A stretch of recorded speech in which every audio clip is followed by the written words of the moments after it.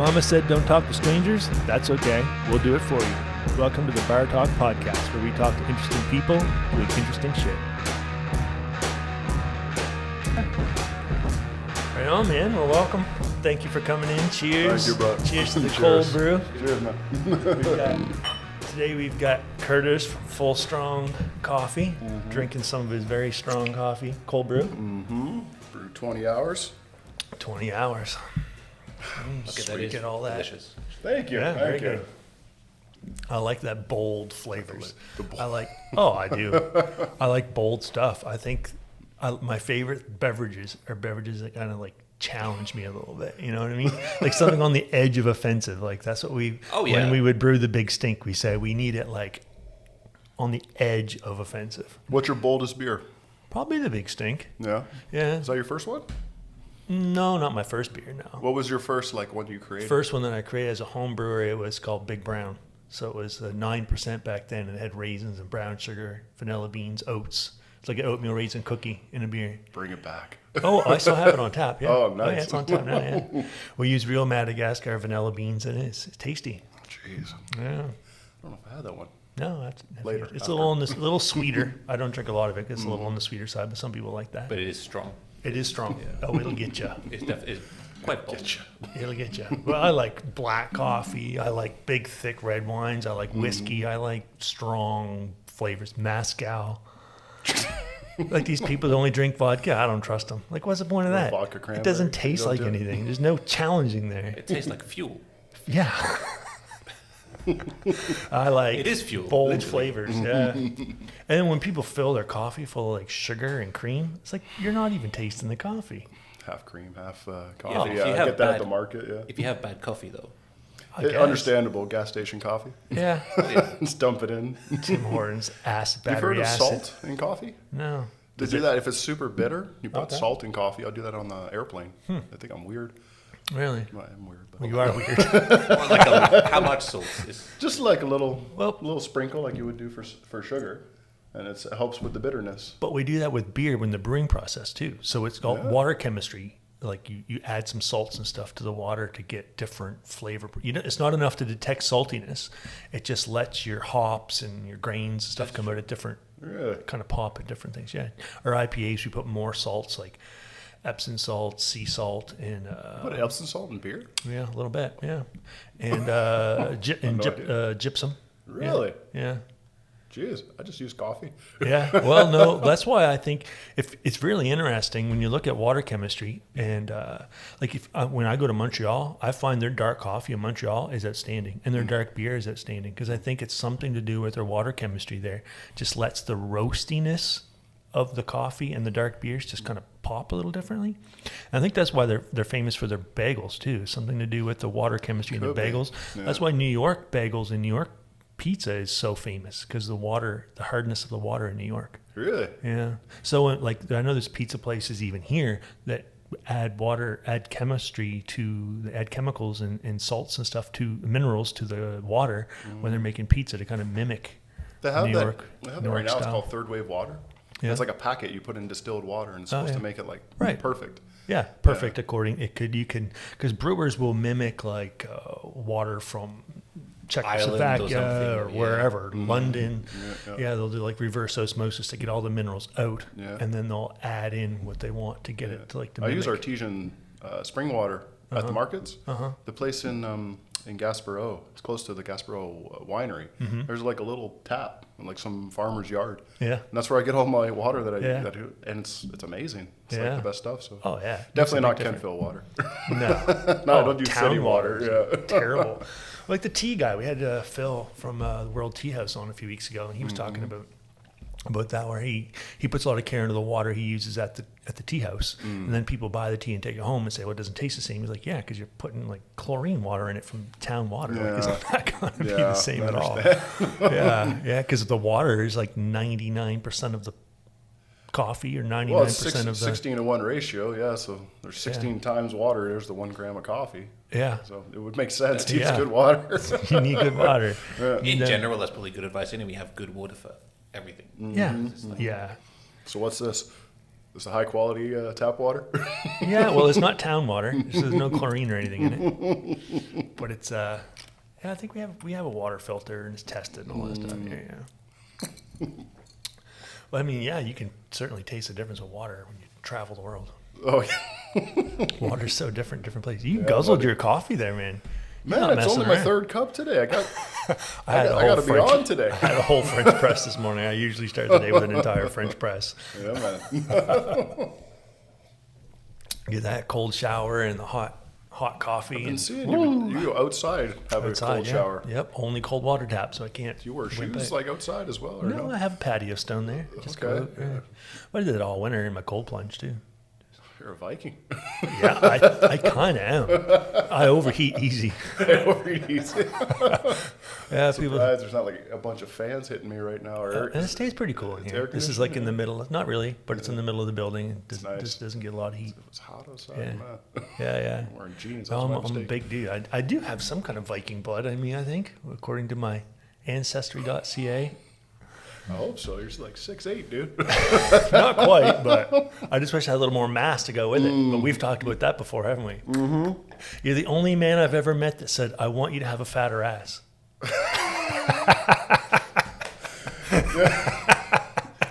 Well, okay. So just so people know, he's also a personal trainer. I did, yeah. Coffee roaster, so personal trainer. I did training for... Oh God! I started actually personal training when I was 16 years old. Really? Just for fun. It was like because when I was 16 years old, I was like 210 pounds, right? And I was on the national team for track and field. Wow.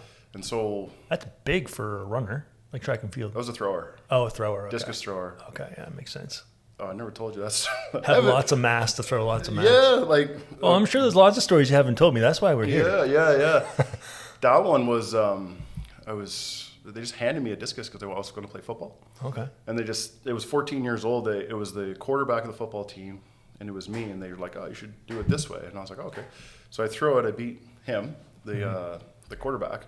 I'm like my first throw ever. And then I'm like, "Oh, you should compete in this." I was like, "Cool." So I went to a competition. I'm from Southern Ontario, Windsor, Ontario, which is kind of like a hotbed of throwing for some reason. But anyway, I threw. Because they're used to throwing evidence away from crime scenes. Yeah, I'm not going to get into that. But no, I threw there in that like county, beat everybody, and then went to the next level. Wow. And the highest level is Ontario Championships. Wow. And yeah, ended up winning that too. Wow. So that was at cool. 14. Yeah, it was 14, 15, 16, 17. Oh, nice. And then I went to Arizona at 18. Arizona to do track and field. Field. Full scholarship, yeah. Nice. Northern Arizona University. Awesome. But yeah, that's basically, so 16 years old is when I started training people and then started learning, and then I stopped in 2020. So was Due able to? Well, COVID shut down personal training. Mm. And I was actually supposed to move to France to have my daughter, because my daughter's half French citizen, half Canadian, right? So I was supposed to move to Bordeaux, hence the Bordeaux blend that I have. Okay, yeah. And yeah, so that's when I transitioned fully into coffee and out of training. But so what am I, 30? I'm going to turn 38 this year, so I was like 35 years old when I stopped. Started at 16, and 19 years. Wow. It was a while, but that's how you just learn, because I was surrounded. So yeah, Windsor was the hotbed for Canadian track and field, Canadian throwing. Mm-hmm. And when I was there, and then Arizona was the hotbed of the world for throwing. Everyone was, NCAA champion or Olympic champion, I worked for John Godina, who's the most decorated shot putter ever in history. Like he was my intern, the guy I was his intern. Yeah. Awesome. So you learn a lot over the years, and then we transitioned into bobsleigh, then Olympic weightlifting, then powerlifting. So, slow down. The list goes on. Yeah. You've had more. I'm still intact. You've had more lives than me. Mm-hmm. And I thought I had a lot of lives. Mm-hmm. So you went from Arizona University track and field, NCAA Division I, to bobsledding. No, not in Arizona. Calgary, because there's not a lot of bobsledding in Arizona. Well, pretty warm, right? It's warm. Well, Flagstaff wasn't. It snows in Flagstaff because you're up on top of a mountain. Okay. Flagstaff's the hotbed for distance running because it's 7,000 feet elevation, so your red blood cells go at through a higher elevation, so that when you come down off the mountain. So for me, like when I went to Phoenix, it was like superhuman. Like I could in Flagstaff, I would throw say 40 throws a workout, and I was tired. And then I went to Phoenix. I do 40 throws. I could do 60, no It's problem. like taking a weighted vest off. It was essentially, yeah, like, you know, these Tour de France riders get caught with EPO and it raises their red blood cells. And that is, that's basically what we were doing. Yeah. It's natural because we were at high elevation. You have the Air Forces up there. Yeah. And there's another one in Colorado, something like that. But it's like 5,000 feet, like Denver, Colorado. Yeah. The Denver Nuggets, right? When they Denver, play. Colorado is weird because you feel like it's flat, but it's already 5,000 feet above sea level, right? Yeah. But you see, like, the baseball team, the pitchers hate playing there because the air's so thin, and the Denver Nuggets always have like a really good cardio. Yeah. Well, we were 2,000 feet above that, Huh. so we were awesome. I went to a music festival in Estes Park, Colorado in Yeah. '97. Great So Highland weird. Games there. Yeah, it was like August. I thought it'd be warm, but when you're at like 14,000 feet, I think Estes Park is 14,000 feet or 12,000 feet up. I don't know if it's way that up. high, but it's up. 11,000. It's It's whatever it is. It's a long ways up. So I thought it's August, it'd be warm. It's not at night in the mountains. Yeah, Holy yeah. smokes, it gets cold. Even in the desert, the Sonoran Desert, it's freezing at night, and during the day, it's crazy hot. It hurts. Oh yeah. So Yeah, it was boiling hot in the day, dehydrated, and then go to bed in a tent at a music festival and freeze to death at night. I'm like, I need, That sounds awful. I need a winter sleeping bag. Yeah, no. But Flagstaff, it snowed, which was hilarious because you have these people from Phoenix who's never seen snow before. Yeah. Trying to drive. Oh, in a shit. mountain town. Yeah. In the snow on like regular tires. Good That luck. Yeah. Yeah, But us no. Canadians are used to that. Oh, it wasn't a big deal for me, but it was Yeah. hilarious watching. It's all experience. Yeah, like watching the people from Phoenix were just like, oh my god, and just sliding into each other. But Yeah. no, Flagstaff was awesome, but it was time to go back, and I was watching the Whistler Olympics actually, and I was watching the bobsleigh because I wasn't really What year is this? 2010, 2010. So Yeah. this would be what, Winter Olympics? the 2010 Winter Olympics. Yeah, where were they? Oh, Vancouver. Vancouver. Yeah. But Whistler was where the sliding sports were and the skiing. So I was watching the bobsleigh, and it was actually Justin Cripps and Pierre Luders, and I was like, well, how big are they? 6'1", 220, something like that. I'm like, oh, I'm 6'1", 220. And they were looking at how do you recruit, and I was like, I think I can do this. So I called them, Bobsleigh Canada. You come up for a tryout, see if you're any good. And I was really explosive, but I never knew how to run. Because I wasn't. What's the running mean? Like the steering? No, Or you mean like running. actually run? Yeah. So it was like 30 meters. You run basically 30 meters. Yeah. But I never ran before, ever. I threw. Like I threw and I lifted weights. I didn't know how to run. And so like we did like the power clean and stuff, and I was beating everybody. That was easy. And vertical jump I was very good at, and triple jump and medicine ball throws, all that stuff. Of course, it was good. But you have these sprinters next to me or running backs. Like Jesse Lumsden was a guy there Jesse Lumsden played for Hamilton and he played for Seattle. He's a running Football? back. Yeah. McMaster University. And I'm like, oh, that's the guys they want. So that was the hardest part, was learning how to run. And I had to lose weight too because I was too big. So there's a maximum. But yeah, so because it'd be an unfair advantage to have too much weight in the sled. yeah, in bobsleigh there's a maximum weight allowed. So it's like with 4-man, it's 370 kilos. So the sled weighs 170 kilos, and ideally everyone's 100. Okay. Well, something like that. But basically, yeah, everyone had to be 100 kilos. The sled was about 170 kilos. At the end of the run, they weighed you. So as soon as you went down the hill, they took your sled, took all cheating. your bodies. No cheating, and they had to weigh you. And if you're overweight, you're disqualified immediately.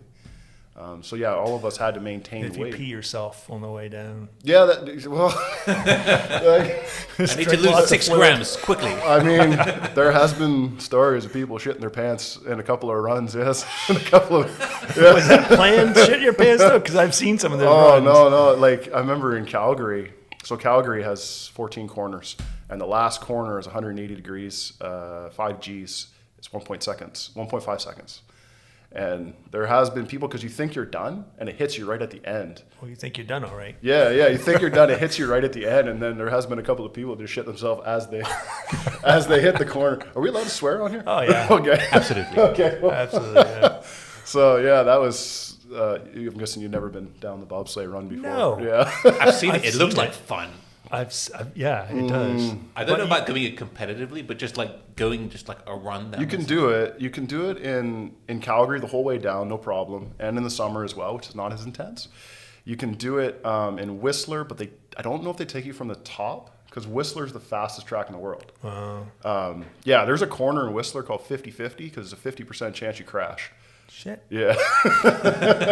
Literally shit. Yeah. There's one corner called Thunderbird. Thunderbird is the fastest corner in the world. It's like you're going on the record on a 4-man is like 155 kilometers or something like that.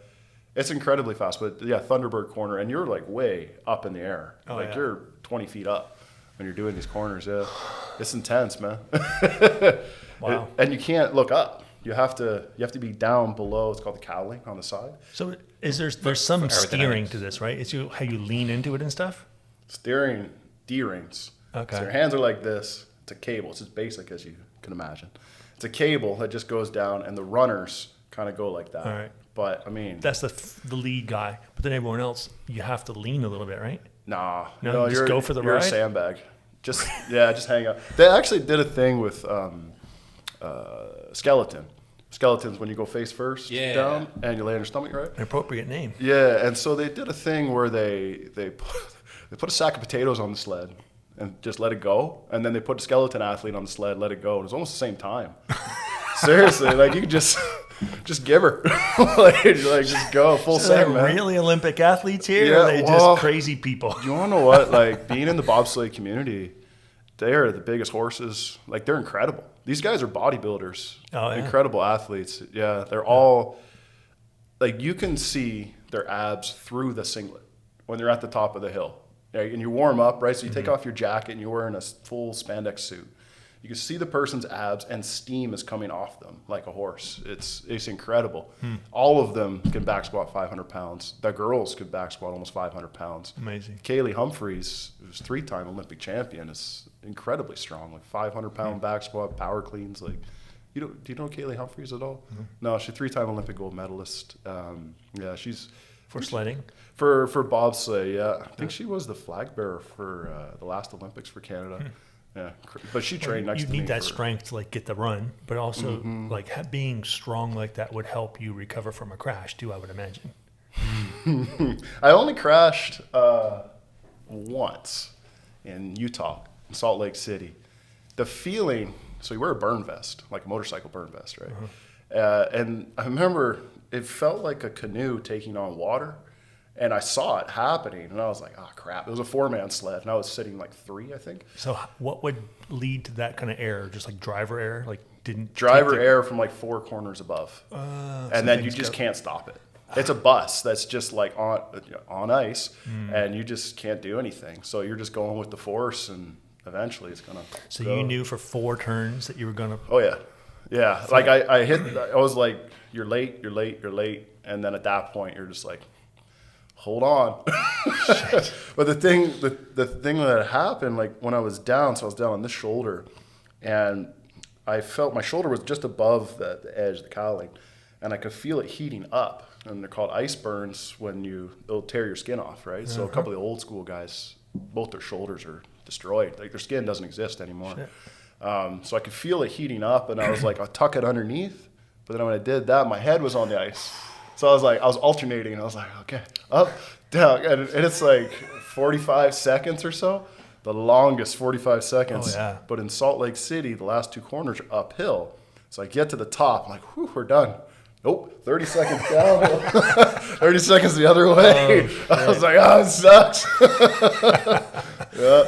Damn. That's the way it went. But imagine having lots of good like bone density and muscle structure would really help you in a crash. Yeah. I mean, like a strong neck and shoulders and all that stuff. Yeah, I mean, ideally, you just don't crash. No, ideally, you have a good pilot. but someone who's fit and strong and has has that structure is going to do a lot better. Yeah, I mean, thankfully, like I was okay, but some guys have been pretty bad. But yeah, there was definitely runs that I did where I was like, man, I wish I was going to crash because this sucks. Because you're just slamming your hips. Okay. They end up just getting bruised real bad. And when you're doing training runs, they have driver school is what they call it. And At driver school, they just need a dude in the back. They don't care who it is. Just somebody, because you need the weight, right? And of course, brakemen, you pull the brakes, stop a sled. So those guys, they'll just smash into walls all the way down, and you're just like black and blue on both sides. It's a brutal sport. In bobsleigh, the thing that's really good is going down the hill, but everything else is terrible because you have to move these sleds, almost 400-pound sleds. You got to move them in the freezing cold. Calgary's not warm. No. And you got to do the sled work. So you're your own mechanic. You got to polish the runners, which sucks. And you got to travel. You don't travel very nicely. It's tough life. It's a tough go, but there's nothing. It doesn't feel like a roller coaster. I've never been in a fighter jet before, but I'm assuming it's similar. But you're probably pulling similar G's on the turns. Five G-force. Yeah, and your head is at your knees, like your legs are straight and your head's down. So honestly, like we would only stretch for the G-force. We wouldn't stretch as a warm up. We'd be like, if we don't stretch, we're gonna pop a hamstring because you can't lift up. You're gonna hurt your back, right? So you just have to like fall into it. It's tough to be flexible when you're big. Well, nobody was fat, so we didn't have like a boiler in the way. There was a couple of pilots that had some joke. No. I don't do anything like that. No? Not anymore. Now it's just doing bodybuilding. Yeah. Because you had an injury, didn't you? You had a... you just pick a part of my body, and I can tell you. You really helped me through the shoulder problem. That was a nerve issue, right? Nerve issue, yeah. The nerve issue retired me from sport. Retired me. Well, my last sport was Highland Games, but it retired me completely. There was no purpose at this point, but the nerve issue originated from an overhead movement, power jerk, and I just felt it crack, and I felt both my arms just go completely numb. Yeah. And the right one lingered. Because I was professional in Highland Games, we had you're kind of under contract to keep on going. And because I signed up for, it would have been 2018, 2019. So I just kept on pushing, but I had no feeling in my left arm. Stopped. Yeah. My right arm does that. I remember you taught me how to do the nerve flossing. Nerve flossing. So the videos you sent me, the nerve floss. To the side. Yeah, it helped a lot. Yeah, the one with me was like, just make a double chin. I'm like, anything else? Nope, just do this 20 times, five different times a day. And I was like, okay. But it really does help because it keeps like loosening things up. It just opens it up, in the back. But because inflammation will build up around these things, right? It's the thing, if you have a nerve issue, you don't have inflammation. Oh, really? If you have nerve pain, you can't take an anti-inflammatory. It doesn't do anything. You just have to do these stupid movements like this. Flossing just loosens it. Yeah, it just kind of opens. Or something in there that I think it just opens up at the joint. Like the thing is, like, I'm not a doctor of physio, nothing like that. But the thing is too, if you really want to know, athletes are 15 to 20 years ahead of scientists. They always will be. I mean, they just know what works. Yeah, I mean, you could talk about because the thing is, we talked a little bit about this, but I've been around many very, very good athletes, very good. So training methodology, drugs, supplements, recovery methods, athletes are light years ahead of the scientists, doctors. Well, probably nutrition would be a big part of it. It's not even close. Doctors don't know anything about nutrition. Yeah. Like you talk to doctors. I'll talk to doctors now, and I'm like, we use that. Like creatine. I think people are talking about creatine a lot now. Yeah. Benefits. Yeah. Creatine. That's 20 years old, man. Well, I think it's the most researched supplement in the world too. Yeah, but we're way past that. With athletes, they don't even creatine. Of course, just throw in a shake. Yeah. But people now, it's like, it's amazing. It's this. It's like, you guys are old school. Let's get on the new stuff. No, it's a shame that our medical system isn't up on a lot of the more natural stuff. I've just listened to a podcast on the way here today. It's not healthcare. This guy is he's a doctor that's trying to advocate for less pharmaceuticals, like anything but pharmaceuticals. What was it called? He's put a new book out called First Do No Farm. The was it the Hippocratic Oath or whatever is don't do any harm. Yeah. But he says don't do no harm, farm, as in pharmaceuticals. Yeah, because there's so much you can do with just natural things. But the big companies want to sell you drugs. Yeah, I was watching Paul Chek yesterday, actually. He was talking about the 4 doctors. So Dr. Happy, Dr. Quiet, Dr. Exercise, and there was another one. There's like the last 4 doctors that you ever need. Yeah, it's like just move your body and like eat correctly. And like Dr. Kwai was just, are you super tired? Stop drinking coffee. Maybe you should sleep. Stop having sugar. Maybe you should just sleep. And or have some mindfulness, like some peace of mind. Just nobody wants to hear that. That's too I easy. I know. Take a supplement, right? When you can just like. Yeah, we want a pill for everything. Mm-hmm. Yeah, why would I sleep when I could just take a new supplement that would keep me going? Yeah. You It's excited killing about the us. Olympics this year? No. Oh. Do you want me to get you excited about the Olympics this Yeah, year? I mean, well, here, this is the thing. I'll be very honest. Mm-hmm. When I was a kid, I loved the Olympics. I bought into all that hope sport? and dreams and all that stuff. You know, I was 11 years old when the '88 Olympics came to Calgary. 88. 88 Olympics came. I was 11 years old. Yeah, That was the track I slid down. Yeah, Yes, yeah. okay. We bought my parents bought a new minivan then, and it was like a booklet came with the '88 Chrysler minivan. It was like a booklet about the Olympics. I remember sitting down and looking at the tracks and all the stuff. You know, that was really cool. I was really excited about that. And I get a little older, and then around the same time in the '90s, it was like I just found like more politics in the Olympics and with the baseball. Like I was a big baseball fan, but all the strikes and everybody wanted more money and all this stuff. And I just about in the '90s, I just got fed up with all the sports, all the big sports. I found it was all about money and politics and foolishness. So I got a little bit out of all that stuff then. But I mean, there's a lot of beauty to it. I wish I still had some of that magic in me to remember to enjoy it like I did. Yeah, I do, but I look at sport. I'm like a purist when it comes to sport. I want to see the human potential. yeah. And I agree. I think the Olympics are soft politics. Yeah. Because otherwise, why would Russia do what they did? You know, with the Russian Olympics, right? Sochi and all the money that Putin spent and the whole drug thing that went on. He wanted to, and China's doing it right now. They want to have.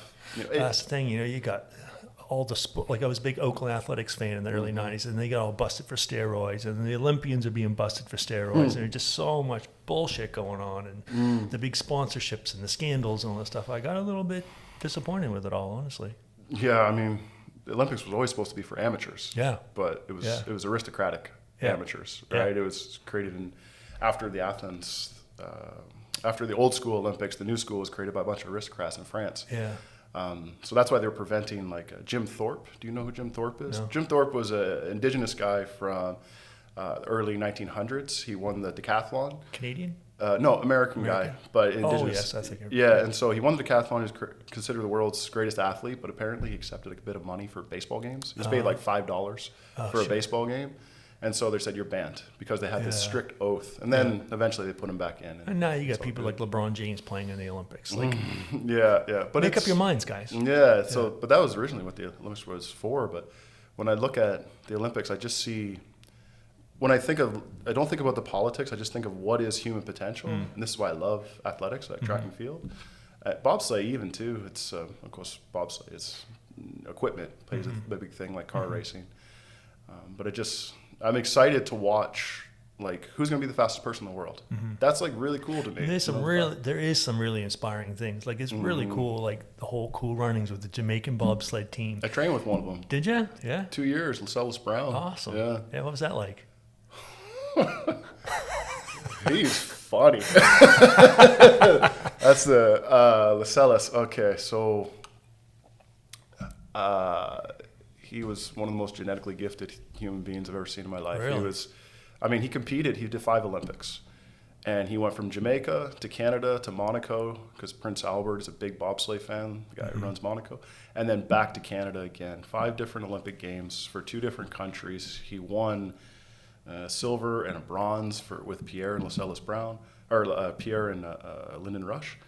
He was amazing, but super strong, but everyone. It was weird. It was like Lascelles in any other gym, in any other setting, he was like a god among men. Lascelles around the other bobsledders was a normal dude.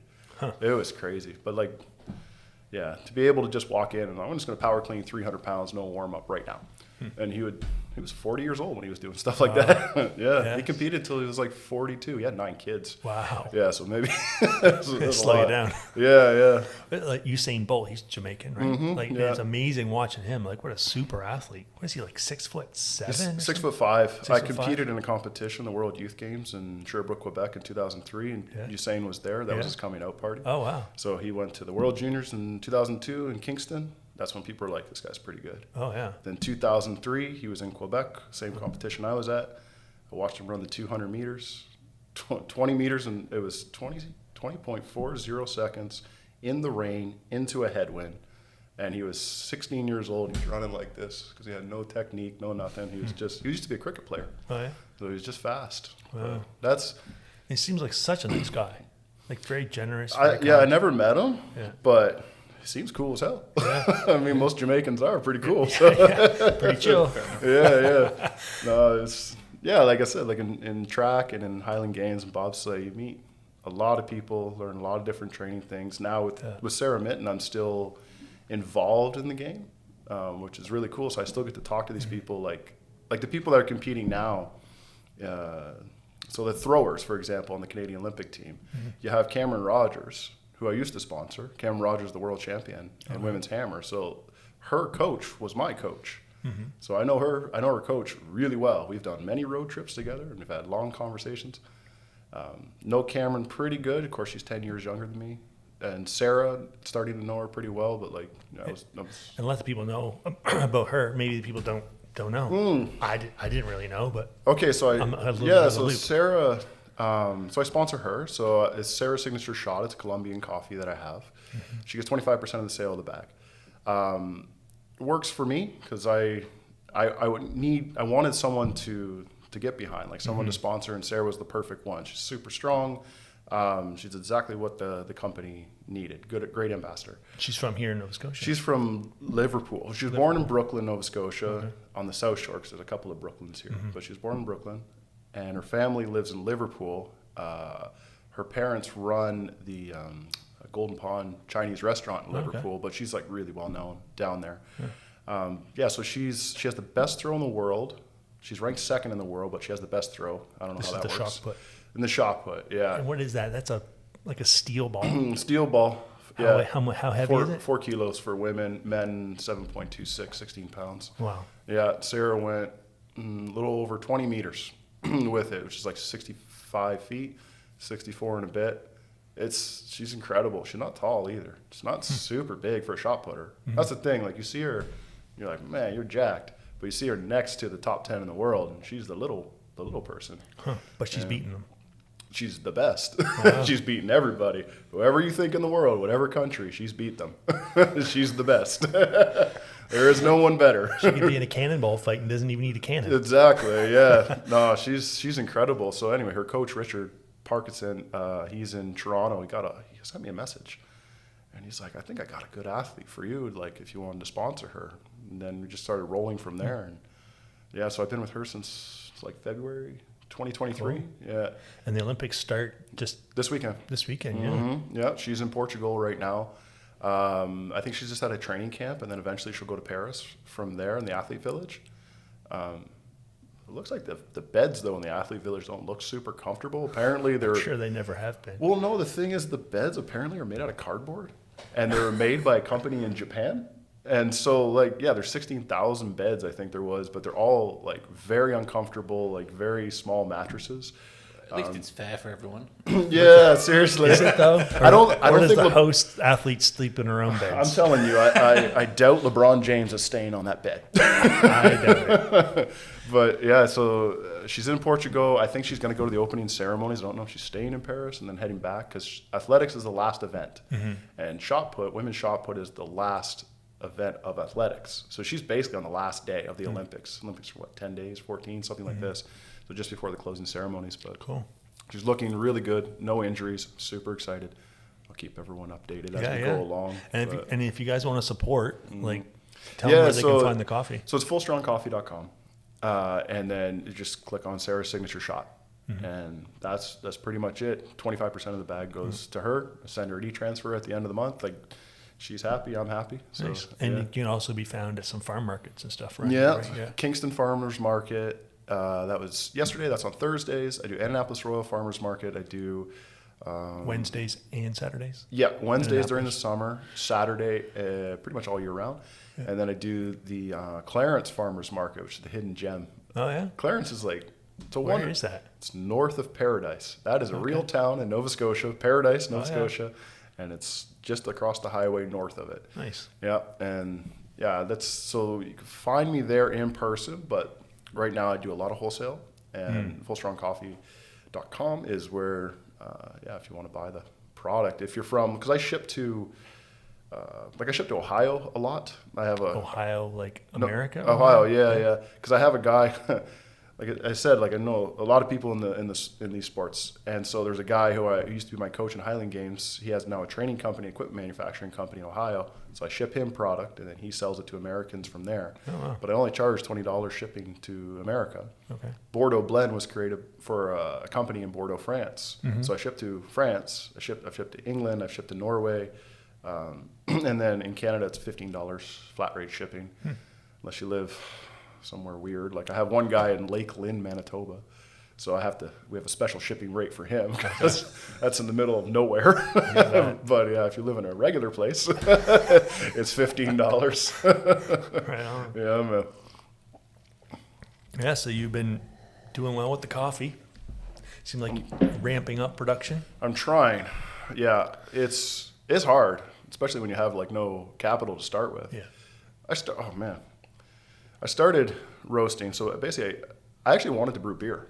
Really? Yeah, and because I was really interested in beer in Calgary, and I went to Vancouver Island. I was on vacation. I was in Cumberland and Comox Valley and all that sort of thing. And I just like walked into a roastery because I liked coffee. Like Phil and Sebastian was my coffee guys. But I wasn't really like super into it. I just enjoyed it. And I wanted to try really high-end coffees. And they're like, oh, this one's $50 a pound or $40 a pound. This was in like 2015. So I walked into this coffee roastery cafe. And they say to me, yeah, we got a roaster downstairs. So I was like, oh, let's see how that works. So I look at it. Like, pretty cool. I said, like, how many roasts have you ruined? Ruined? None. I'm like, really? Yeah, she's like, there was that one time, though. I wanted a medium, but it kept on going. So we just turned it into dark roast, and it was fine. And I was like, oh, okay. Like, and I thought about beer. How many beer batches have you ruined? Oh, a few. More than one. More than one. More than one. The And can floor you drain salvage? head. Can you salvage Nah, it? not really. Well, you could try, and breweries try. Do you have to drink the failure? You don't want to do taste that. it. You don't want to do that to yourself. You don't want to do that to your customers. Yeah. There's like the fall before last, I put $75,000 worth of beer down the floor drain, like in a month. $75,000 retail value. Oh my God. All because my water heater, I have a wall unit that heats the water to the perfect temperature for mashing and everything. The temperature gauge on it said that the water was coming out at the right temperature, 170 degrees, mash it in, you get the right mash temperature. But there was a broken check valve on the other side of that thermometer that was mixing it with cold water. So the water wasn't coming out at 170 degrees. It was coming out much lower, going into the mash tun. And then, so when you're mashing beer, you're trying to convert the starches of the grains into sugars. Well, if the water's not hot enough, you're not getting enough temperature. So then the starches were going into the kettle and boiling in the kettle, and the starches were burning on the elements and making this burnt flavor in the beer. And the alcohol content was low, and I couldn't figure out what the hell was going on. It was during kind of the supply chain issue, so I thought maybe the elements were bad, because I'm checking my temperatures, and the little gauge says it's fine. I had to start measuring everything and I had 3 big batches I had to put down the drain until I finally found out that it was this little check valve, and it was $39 to replace it.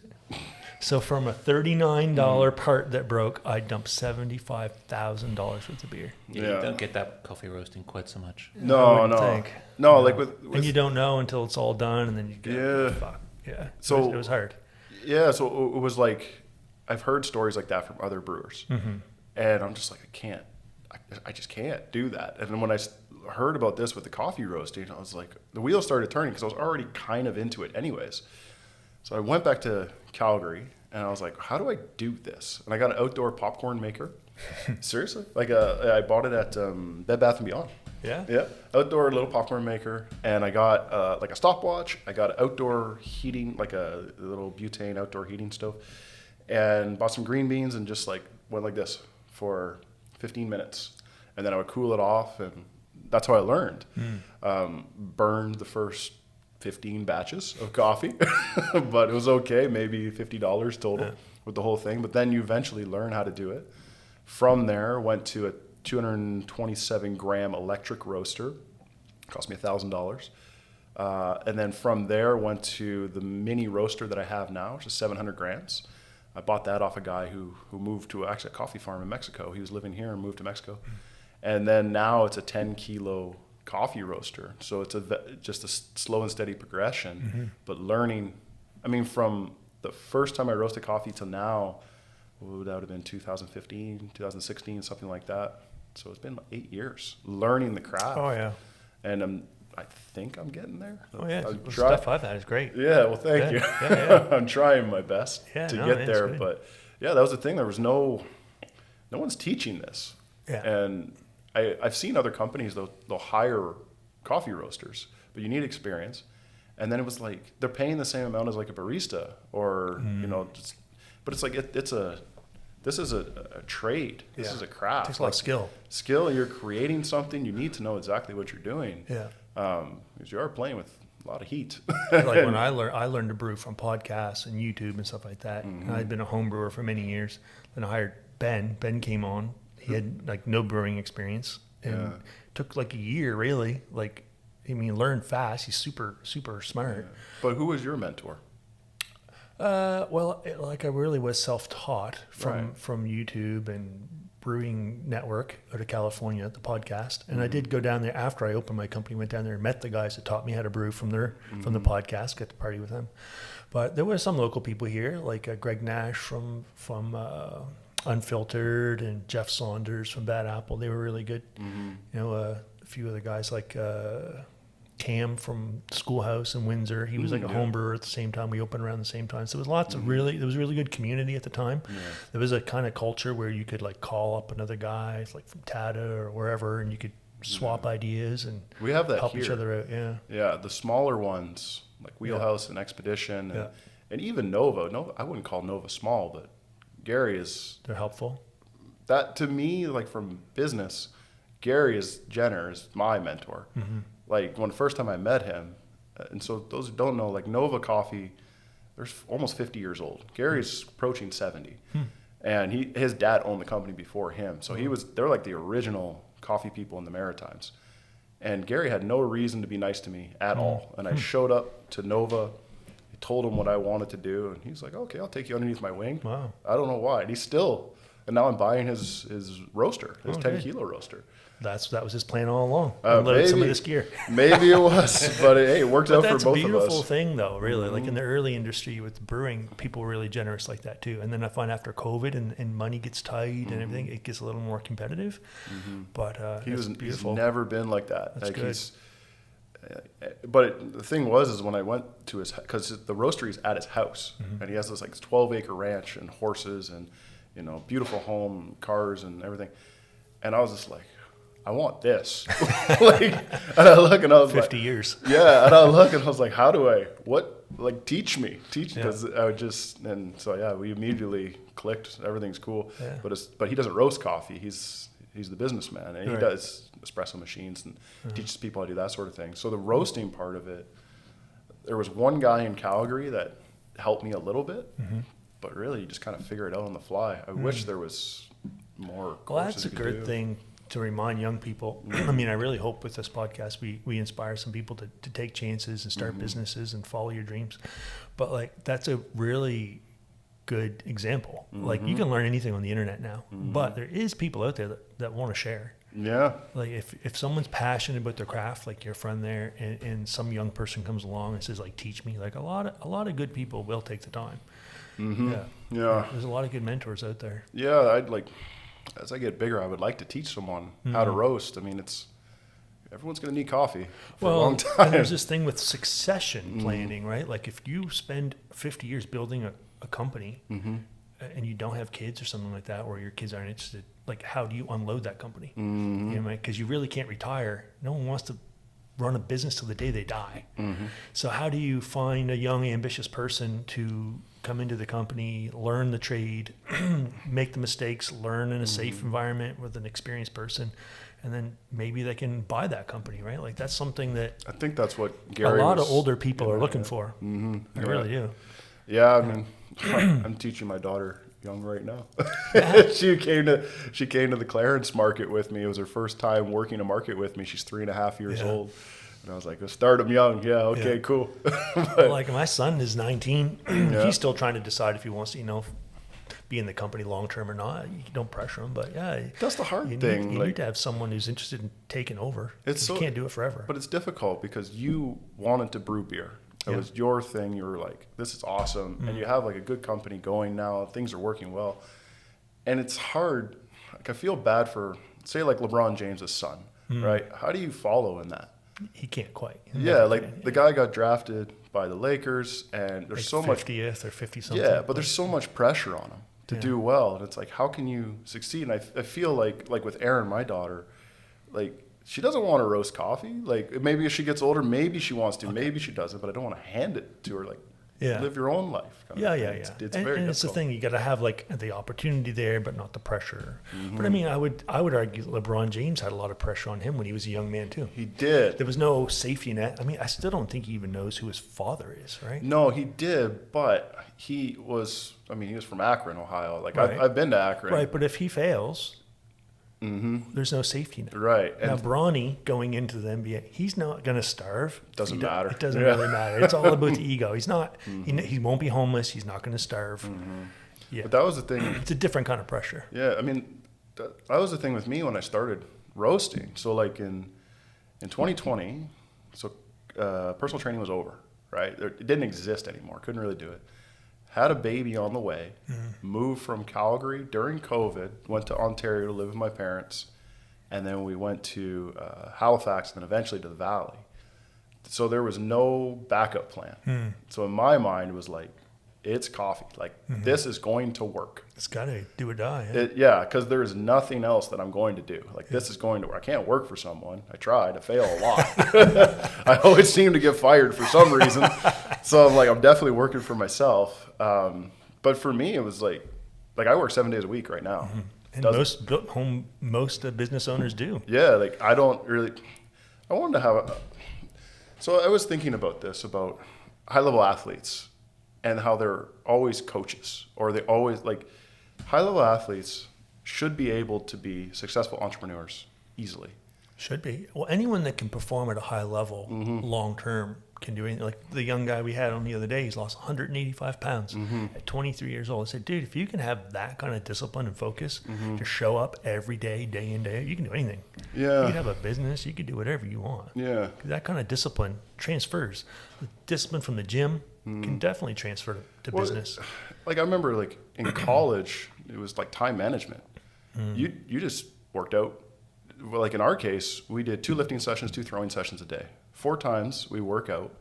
They weren't very long, 45 minutes or something like that. But then you went to class. So you were a full-time student, full-time athlete, and then on the weekends you traveled. So on Friday, you were either in a van or on a plane, and then you came back on Sunday, you did your homework on the plane, you're in the van, and then you went back to school on Monday at 8 a.m. for your class. Rinse and repeat for 4 years. So I'm like, why can't I be successful in a different business? I'm not physically doing it, but mentally I'm the same person. Yeah. So when I see athletes that go into coaching, I have a lot of athletes that coach at the NCAA Division I level now. They were the guys I compete against. Now they're doing that. I'm like, guys, if you did anything that wasn't throwing, track and field, whatever, you would be successful at it. Yeah. And that's just only so long you can do those things. Yeah, it's only so long, but I'm like going into coffee, it has nothing to do with high performance sport. But I have no problem working 12 hours a day. Yeah. It's not really, Because you've had that experience. Yeah. it's no big deal. I know. It's like coming from farming into the restaurant business. You just got to show up. It just like, I can't tell you any day that I haven't worked out on Christmas or any day that I haven't trained on New Year's Day. Like I remember, so the guy I send coffee to in Ohio, his name's Justin Rohde. Rohde Sport is his company, and he makes like shot put gloves and wrist wraps, stuff like that. And I remember we were in Phoenix. We were doing a little training camp. It was me and a shot put Olympian, Taryn Shuddy. And we were like, man, all the gyms are closed. Because we had to actually hop the fence to get in the throwing facility. It was where I went to junior college, Mesa Community College. Because the facility wasn't open. So we're like, whatever, just hop the fence, not a big deal. But then we were looking for a gym. Now you're in the high jump competition. Yeah, exactly. But no, we were looking for a gym, and we just couldn't find one that was open. In Phoenix, I mean, everything's open down there, right? And I look at Justin, and I'm like, what's today? And he's like, it's Christmas. Oh, maybe that's why. Maybe. Like, we couldn't figure out why things aren't open. We're like, it's Christmas Day, but to us, it was Wednesday. We just didn't even think about it. Yeah. And that's normal training for us, like normal for any real athlete. Yeah, you don't take holidays or anything like that. You just when you're really obsessed with something and really love something. Mm-hmm. You're locked in. And that's beautiful and that's great, but that can also be destructive.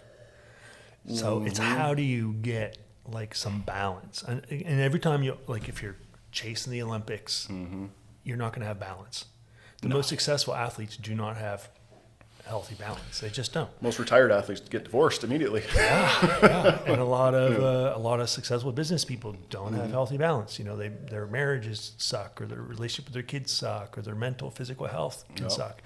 So we try to talk on here a lot about how do you be successful, but also have that balance of looking after your heart, your mind, your body, your sanity, your relationships. For me, all that kind of stuff. For me, it was having a kid. Yeah. That's the only, because before Aaron, I was locked in on doing exactly what I wanted to do.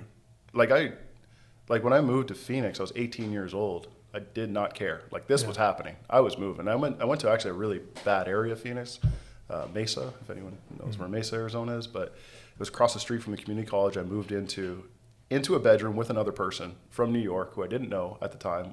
Our mattresses were almost next to each other. And I was like, this is going to work. I do not care. But then it affected all my relationships. So I didn't have a whole lot of friends. I didn't really go out that much. Didn't have any lasting relationships. But when my daughter was born, then it was just like, oh, I have to do something else. Like I have to be a good dad. So yeah, that's the only thing. Like basically, working out or any kind of exercise and hanging out with my daughter is the only thing that keeps me sane. Without those two things, I would just be a machine. So you don't need to work out now for your athletics. You work out now for your brain, your mind. Because it centers. It's like so I started working out at 12 years old, and it felt good, but I was also good at it too. And so when it didn't matter like in my life, because when I was in high school, I didn't have a lot of friends at all. And in college, got a little bit better, but I was also like extremely arrogant, which is why people didn't really like me. I understand that now, and I really tried. Self-awareness. Oh yeah, totally. It took years to learn all this stuff, but I get that now. But the exercise, lifting heavy things, like I don't need to squat 500 pounds anymore, but I can't help it. It's difficult to that makes like today at the gym, like I was killing myself, but I don't need to do it for anybody, but for my mind I do. Yeah, it's just mental. Just putting out that hard work, challenging yourself, like getting that. What is it? Something I think I know I feel a lot better when I exert myself, but I don't really know what that is. I think maybe it's because that's the way we've evolved for hundreds of thousands of years for a hard physical output, and a lot of us just sit around in office jobs and stuff like that, or lay on the couch. Yeah, we're not really living the way we've evolved to live. Yeah, I don't know. It's a weird thing. Like to pull a max effort lift, it's just like part of me. I don't know exactly how to explain why I do it. And that's the thing is like, I remember I was squatting a couple of days ago, and it was like 350 pounds on the bar, which is not very heavy for a squat, but I remember looking at it like, why am I doing this? Yeah. I don't need to do this. I don't have Why? anything left What to is it? accomplish. Yeah. Yeah. It's just like, it's something, Yeah. it's like I can't turn that part of my brain off. But after I leave, everything just feels better. But yeah, like I can't.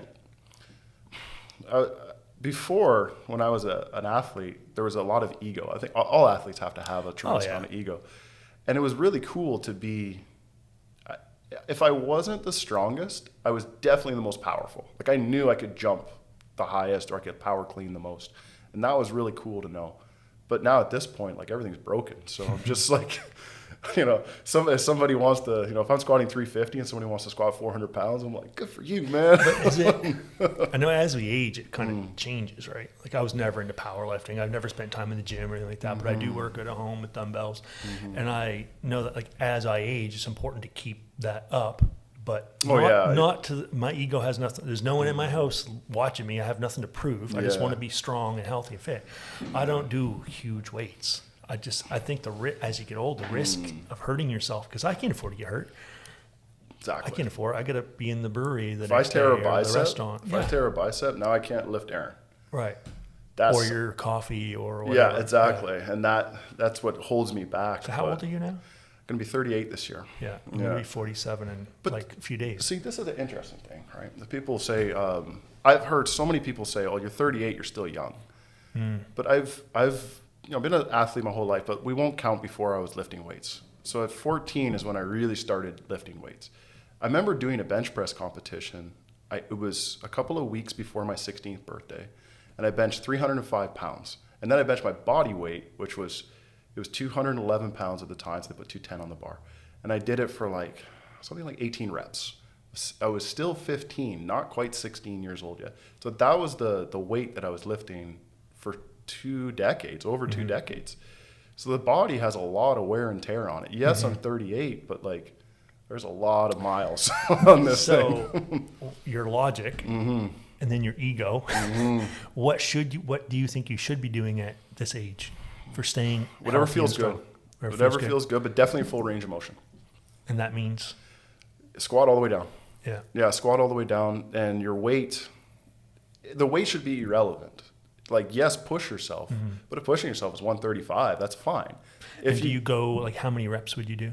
For me, if it's like super heavy, like 6 would be the lowest. The lowest? The lowest, yeah. Do you go to failure, or do you just? Okay, so one of my idols in training when I was coming up, have you ever heard of Dorian Yates? I think I've heard the name. Yeah. Dorian Yates. So he does a lot of podcasts now. He's a British guy. I think he's from Birmingham or Manchester. Birmingham. So he came up with this video called Blood and Guts, and it was in black and white. And I watched it when I was 16 years old. I had the VHS tape. And it was him. He was 300 pounds getting ready for one of the Mr. Olympia competitions, 5'9". And he was just jacked and strong, and everything was to failure. And I was like, if he's going to failure, I go to failure. And so from that point on, every time I went into the gym, I had to go to failure. Yeah. And I've never changed it. The only time I didn't go to failure is when I was doing athletic sports. But if it's not athletic, if it's not power clean or anything, if you're not training for a specific type of sport, then it's always failure. And just to be clear for people who might not know, going to failure means you just keep doing it until you absolutely can't. Yeah, but it was that failure, and then we say and beyond. So like if you're doing a leg extension, for example, so you go to failure, and then you have a training partner, and he helps you out. 2 more reps, 3 more reps, and then you cuss at each other. And I've heard that. There's a lot of wisdom in that. Like that was like an older school thing to do. But now I'm hearing that it's not always safe to do that. Because I notice when I am on my last rep, the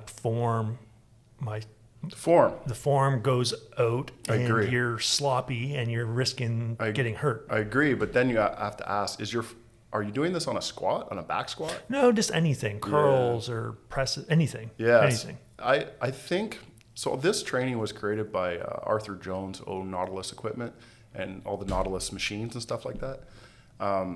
So that he kind of started it, went to Mike Menser, and eventually went to Dorian Yates. I have never been injured like that.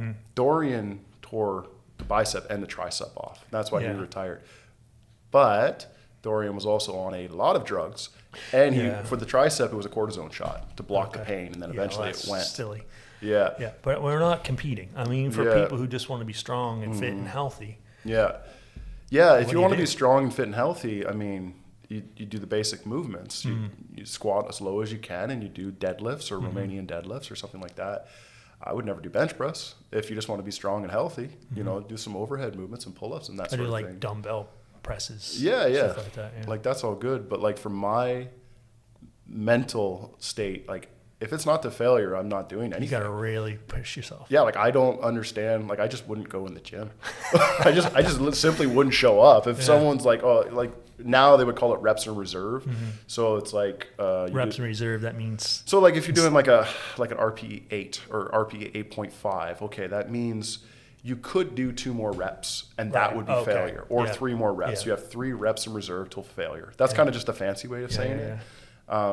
I just cannot do that. I could do that on like squats or maybe some like bench press or something like that, but on regular single joint exercises like a leg curl, not possible. I just kind of go, it's almost a failure, but it's like when my form starts to get like way sloppy. Yeah. I just can't quite do it properly. That's when I stop You because I always don't want to hurt myself. maintain proper form, which is that just takes time to learn how to do. Actually, the machines are pretty good, but man, what is it with people in the gym on their phone? Like, what is this about? I don't go to gyms. I've rarely been to gyms. I don't like the concept of it. I find it's people on their phones or trying to have affairs or bullshit or whatever. Hitting on each other. Like, I just don't get it. I'd rather go to my living room. Yeah. I can get there in 1 minute. Yeah. I can do my business. I can get out. But yeah. I don't understand like when people are on their cell phone and they just stare at their cell phone and stare at Instagram or whatever, like while they're working out. Like it wasn't allowed. But they say they've been in the gym for an hour, but they're not really. They're in the building. Does that not count? Yeah. I mean, like Dorian Yates, 45 minutes, 4 days a week. Everyone's like, you're lying. No, he had the video. This is exactly what he did. There was no edits, no nothing like that. It was straight up. That's what he did, and that's how I trained as well, and works real well. I was just at the gym around, we call them normies, normal regular people, and like there was a girl who was in front of me. She was on her phone. I did 3 sets of back extension. She was on her phone the entire time. And I'm like, why are you here? Like just train. So I'm so old school in that way. It's like, I'm only 38, but I was raised by, the old ways. Well, I saw a meme recently that said people in the gym like 1980. It was like all these people just jacked. That's the way, to work. They're working. And they said people in the gym now, and it's just a bunch of people standing around on their phones, taking selfies in the mirrors and shit like that. There's too much information. I think that's the thing too. There's no focus. Yeah. I think people think too much and train too little. Yeah. Like I'll do my workout. I don't know the proper terms, but I'll do all my workout. Like I'll do it 3 times. Kind of thing. I'll take a little break to recover, check my messages after the first set, and then after the second, I'll go make my smoothie while I'm recovering a little bit, and then I'll come back and do the third one, and then then I'm off I go. But you're focused on that task, right? Yeah. Yeah. Try to be. Yeah. Yeah. Because you're better off doing some exercise rather than no exercise. If you're paralyzed by too much information and just sitting on your phone, that's not helpful. You need to do something, right? You're better off doing something rather than nothing, right? Yeah. Even if it's slightly wrong. The place where I was from this small town called Bell River. It's 4,400 people when I was there. Actually, most famous athlete from that town is Ty Domi. If you know who Ty Domi was. Scrapper. He went to high school with my uncle. Wow. He was raised as a Leaf fan, so I know. Yeah. So he was on the sign. I don't know if he still is, but in that town we had super strong dudes, farmers. We had one guy named Sean O'Halloran. He benched 700 pounds with a bench shirt on, like one of the old school ones that you slip over your body, so it wasn't like a crazy bench shirt. But 700 pounds, I watched him bench 600 with a t-shirt. There's a long list of powerlifters. Don't want to get into it, but those are the guys who raised me. Like that was what I looked up to. So we didn't have social media. I didn't even have cable TV. I had like 6 stations that were mostly Detroit. So I just thought like I remember, as a teenager benching 300 pounds, I was like, well, Sean benches 500 for reps, so like I'm obviously not that good. And I see now, I'm like, you don't have adults that can bench press 300. I'm like, what are you guys doing? Yeah. But for us, we were just in this bubble. But we didn't we didn't have training programs. We didn't have like anything. We just had mentors. Like I remember like I went to the gym one day. It's called the Power Pit Gym. The guy who owns it went to school with my dad, and he had a board up on we were doing deadlifts. Not deadlift day, not back day, just deadlifts. That's it. And he had this big whiteboard, and he said, Curtis, what's your max? And Jason, what's your max? And there was like 6 of us. And we just said, we're just gonna give her. We're gonna work up to a heavy set of 3. And we would just change the weights for the guys. Next dude, you're up. Next dude, you're up. That was your rest break was until you were called back up again. And yeah, we had, I mean, the smallest guy was deadlifting 550. The biggest guy, I think he did 700 for a triple. Cheapest. And this is in a town of 4,400 people. Big dudes. Yeah, like this was normal to us. And it's like there's all this information out right now, but I don't see all these. Not a whole lot of strong people in these gyms. Yeah. So well, and that's the thing. Like we kind of do become like the people around us. If you have, if you've got goals, find other people with goals, with similar goals. That's why I moved to Phoenix. Yeah. I outgrew the area that I was in, and I mean, when I moved to Phoenix and I realized like, I was the top of the totem pole. Now I'm all of a sudden at the bottom. Big again. Fish in a little pond. Yeah, that was when so Arizona State was the national champion in track and field, and that's when I moved. So I went to Mesa Community College first, and then eventually transferred into Northern Arizona.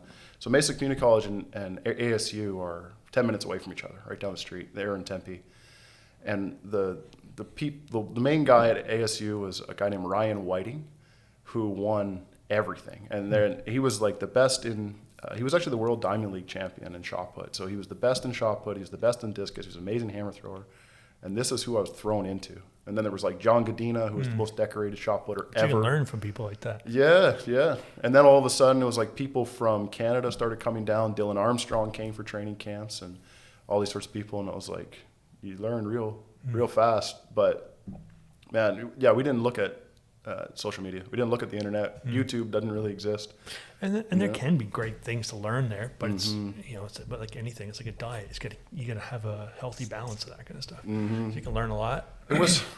Do you know much about like Westside Barbell and Louis Simmons? No, Louis Simmons is he passed away about 5 years ago, something like that. But his training, I mean, he had amazing, superhuman, strong people. But the training was just lift more than the next dude. Like these guys would have battles over the stupidest things, calf raises.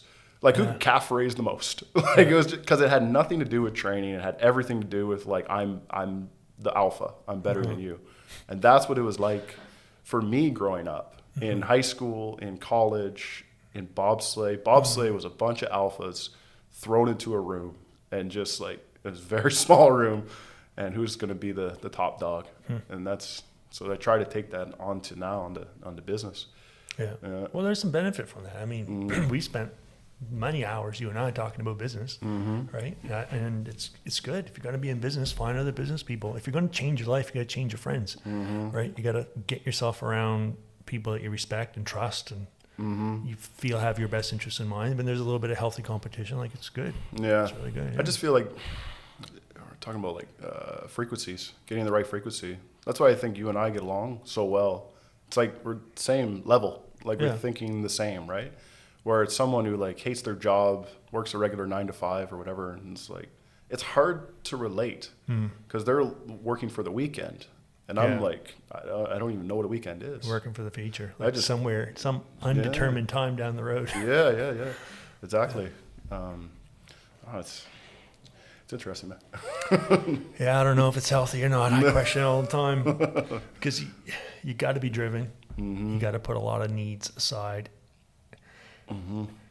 I've said before, like I do, like in the early years of starting the company, I do regret kind of missing time with the kids and stuff like that. Because when you're starting a new company, you really got to dig in. You got to focus. You neglect your mental, physical health. You neglect your relationships. How much time do you have to yourself now? Well, more now than ever, because my kids are grown and I'm single. So I work. And what's that like? Because you went from a time where you had no time to yourself. It's weird. Yeah.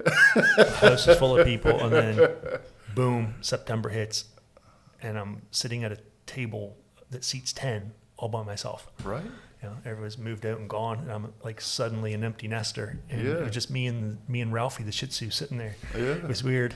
Yeah, it was weird. It was abrupt, but it was good. It's been really good for me because I've had to like really stop, think. Okay, like I thought my life was going a certain way for a while, and now it's like everything's changed. Yeah. You know, I'll break up. Stepkids moved out. Kids gone to college. Yeah, Like all of a sudden, went from a very busy household to a very quiet household, and it was good because I had to reevaluate what do I want in life. What are my goals? What do I do? So I had, I got more serious about eating and fitness and mental, disciplines like meditating and writing and all that kind of stuff. Magic mushrooms helped a lot. They really do help kind of like wipe away a bit of the bullshit and help you like really like assess yourself. Yeah. I've had that was a very abrupt change. Yeah, I've had that low point too. Like when my daughter's mother and I split, that was like the lowest. And then it's like, how am I going to work myself out of this? Yeah. But the drive it was like, oh man, I need to be a really good father. And I need to be like, I need to have my business on point. Like I was completely locked in and focused at that point. Oh, and I was focused on trying to be a great father too, but it's like a very different role once they're 22, 19, and 15. Yeah, you're more like their friend, right? Yeah, I mean, they don't need you to really cook for them. They don't need you, they're in and out. You get 5 minutes with them. Yeah. You cook them steak, you hang out. Yeah. Oh, I got to go, got a date, got this, got that. I'm waiting around all day. You see them for 10 minutes and then they're gone. It's just the cat's in the cradle. It's a real thing. That song is real, right? There was a time when they were young and wanted to hang out and I was too busy, keeping the bills paid and doing this and doing that. And now I've got a little more free time and they're busy. Just how it goes. Yeah, I mean, I think I get lucky that I'm able to like spend a little bit of time with her, but and focus, give her your full attention. Exactly, yeah. Like put the phone away and just do something. I try my best. You can't go back. Exactly, yeah. It's just so because in your mind you're like you want to grow this company, you want to do the best you can, and part of it's not just for you. Part of it is you're growing that company for them. You've got to provide for them. So it's easy to kind of get stuck in that. Yeah. Oh, it's tough. Man, no one prepared me for owning the business. No, there is no preparation for it. I got a question for you. What's the biggest mistakes you made in the first like 3 years of Roofhound? Like the worst business mistakes, because I've made a couple mistakes where I'd say the worst business mistakes is not keeping a close enough eye on all the money. Cash flow. Yeah. Cash flow. Just what's coming and what's going out, because sometimes you're just so scrambling to keep up, you don't take the time to like really look at the money. That's still probably one of the biggest challenging things. Staffing is hard. Like who do you trust? You're literally trusting strangers with your money. They may not necessarily be stealing from you, but they slack in or they misrepresenting the values of the company and stuff like that. That's really hard. Was there like an investment of money that you made and you're like, that didn't pan out like at all? Always. Yeah. It's you're placing bets. Yeah. Right? Like I think the first year, like we were very, very busy in Digby.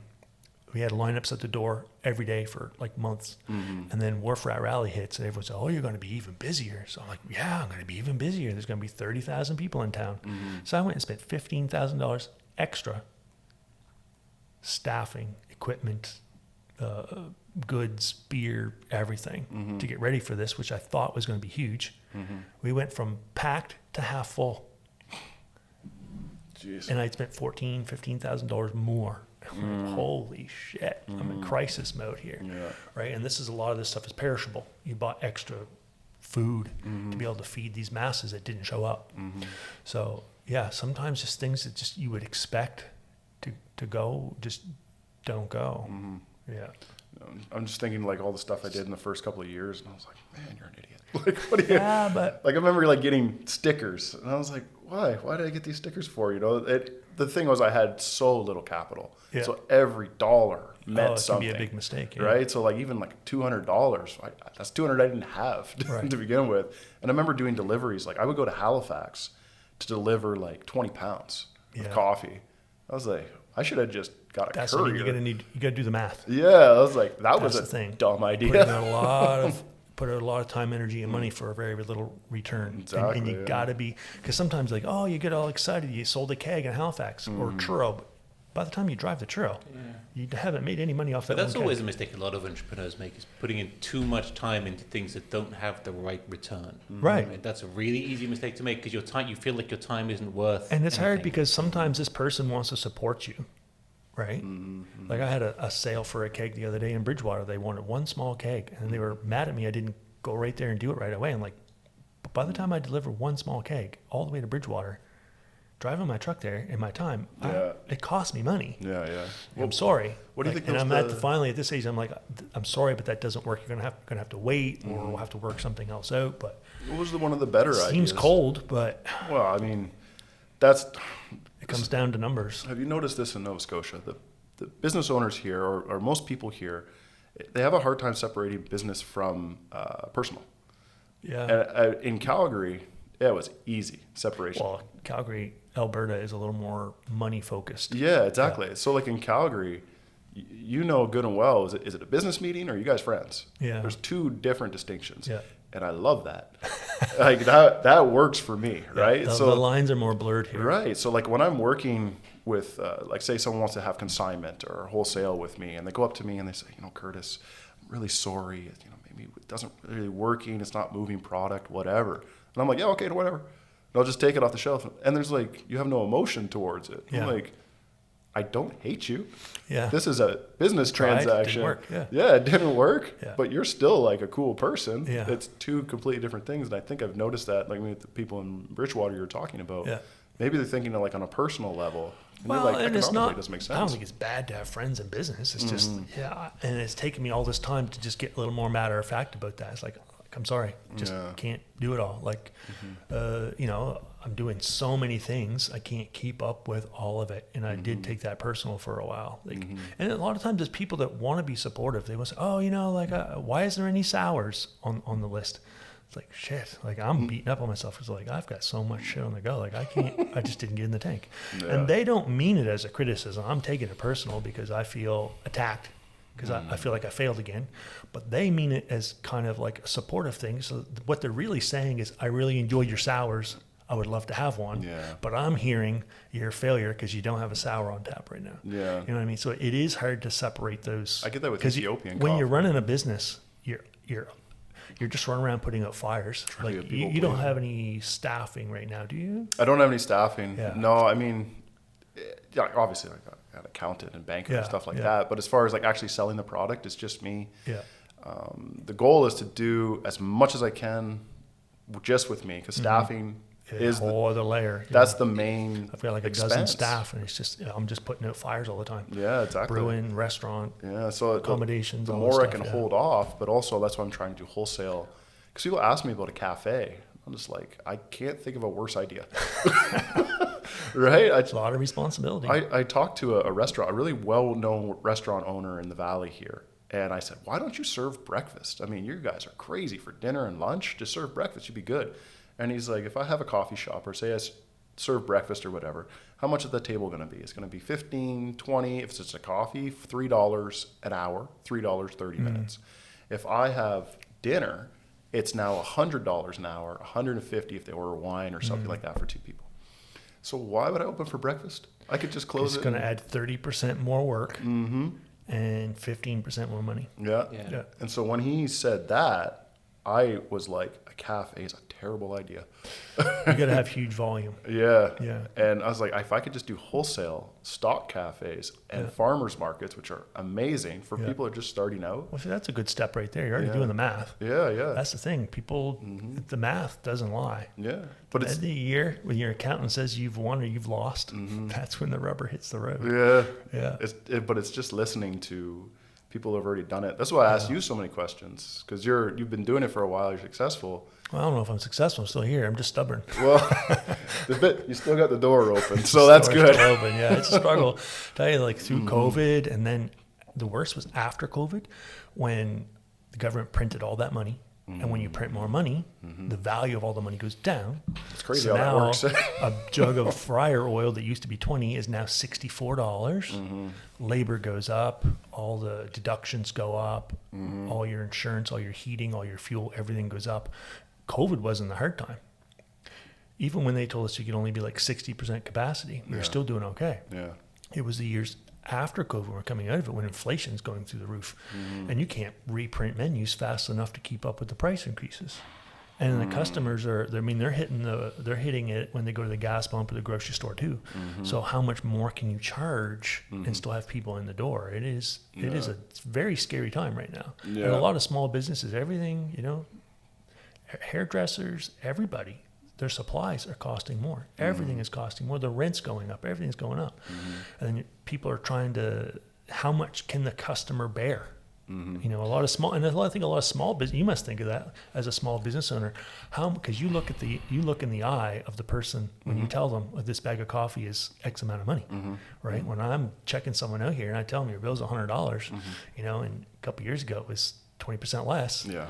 I'm looking in the eye. The big companies, they don't care. No. But we feel that tension. We feel that tension. I that try exchange, my best I really try not to raise the price.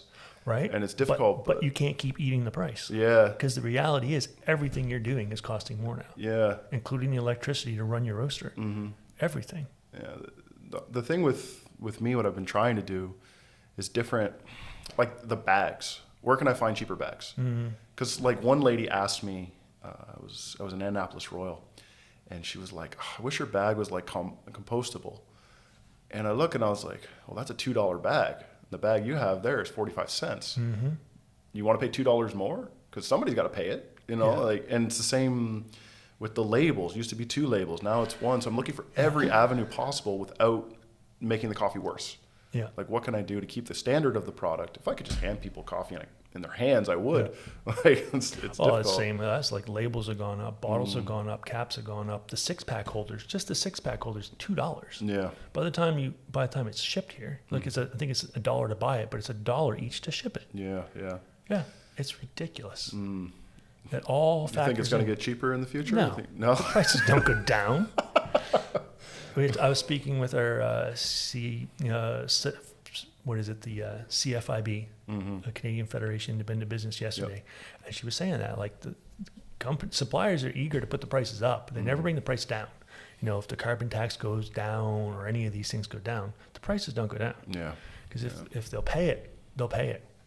Everything, shipping's going up. Everything we touch, the price has gone up. Grains, hops, the bottles, shipping, power, all that stuff. And I'm afraid that there's going to be an apocalypse of small business here. Because now in the next year or so, we have to pay back all that COVID money too. Yeah. It really is scary times for small business. It's difficult. I mean, thankfully for me, I didn't have a whole lot of, I didn't borrow a whole lot of money because I didn't have any like credit. Any business didn't exist. I wasn't capable. Like I didn't have a mortgage to go against. So it kind of benefited me because I didn't have a lot of overhead to begin with. Yeah. And it was just a slow and steady. And the funny part is like all the equipment that I have is like other people's throwaway equipment. I kid you not. Like I remember, so again, going back to Gary at Nova, I was over there, I was roasting some coffee and he had like 4 different coffee grinders. And I saw one of them and I was like, Gary, I've been here for like a year. That grinder I've never even seen plugged in before. And he's like, yeah, we don't use that much. I said, could I buy it? He's like, how much you want for it? So I looked and I was like, I have like $100 in my pocket. He's like, that'll work. That's good. The grinder's like $600-700. Well, but great. he just wanted to get, so it's like stuff like that people have been just very generous with me. Yeah, that's great. That's the only reason why I've been able to stay afloat. But when I see other, like I have a friend who has like a $6,000-7,000 espresso machine. And I'm like, why? Like it makes me nervous that you have that. It makes me sweat that you own that machine, Yeah. Like how are you doing this? Yeah. Because I know how difficult it is. Yeah, it is. And then everything could be set and everything's going great. And then some things you did not see coming, like a pandemic or inflation, interest rates, all these things change. And all the math you did goes right out the window. And you got to figure out how to adapt and survive. Yeah. I'm very optimistic for the future in Canada. I don't think things could get worse. So let's hope not. Yeah, I hope not.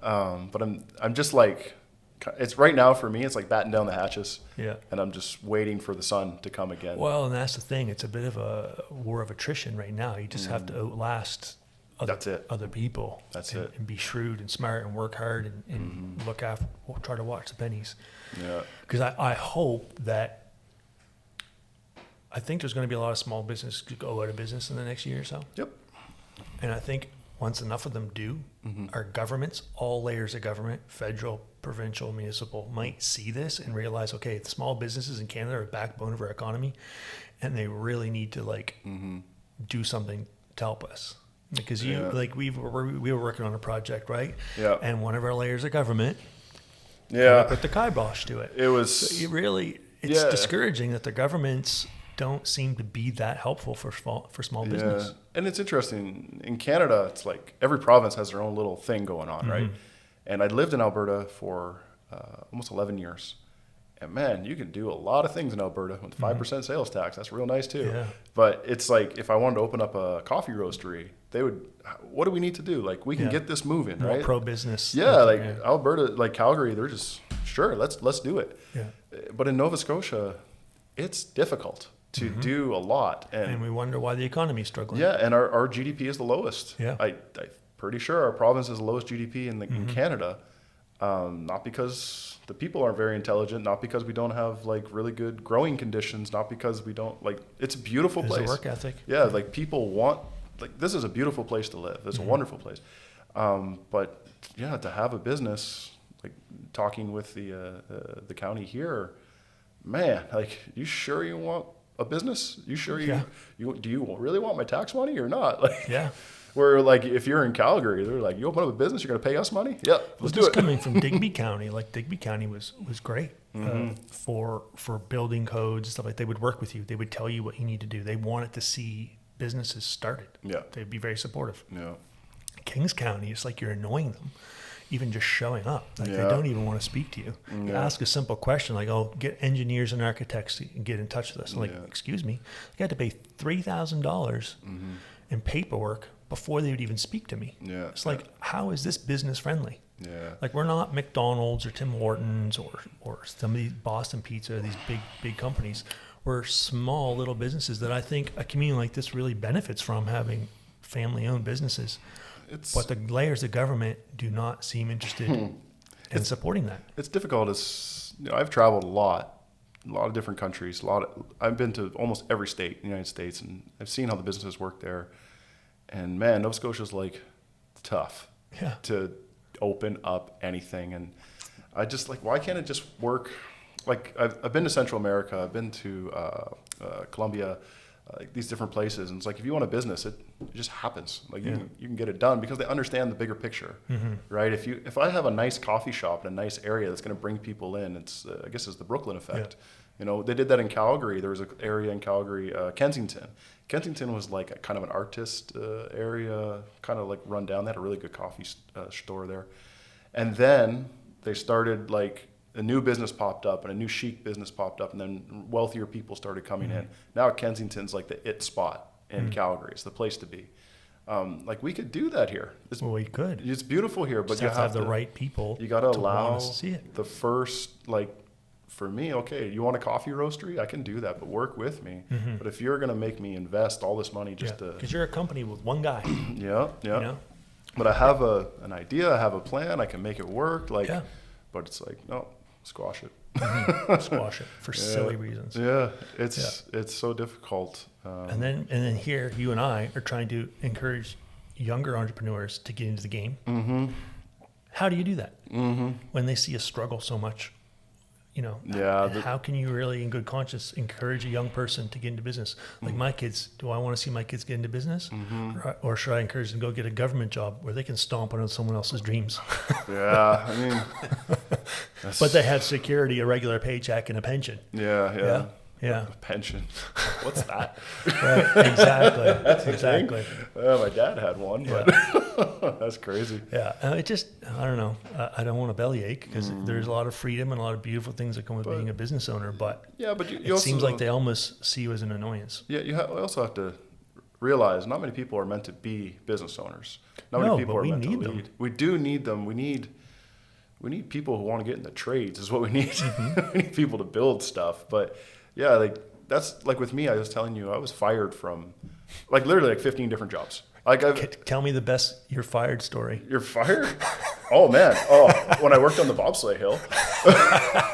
That was a good one. So I was working on the bobsleigh hill, and I was doing all the ice work, and I would send the athletes up to the top of the hill on a big truck and everything.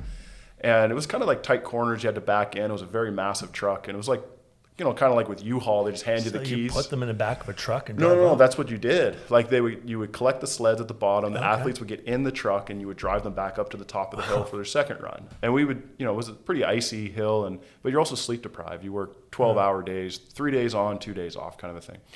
And so it was towards the end of my shift. I was pretty sleep deprived, and I smashed into a pole with the athletes. Actually, one of the people in there was Pierre Luders. He was actually in the truck with me. And Pierre Luders is a 5-time Olympian. They actually named one of the corners in Whistler after him. He's a legend in bobsleigh. Or he was a legend before the accident. Exactly, yeah. So Pierre was in the truck, and Pierre was like, "Oh my God, are the sleds okay?" Was the first thing he asked.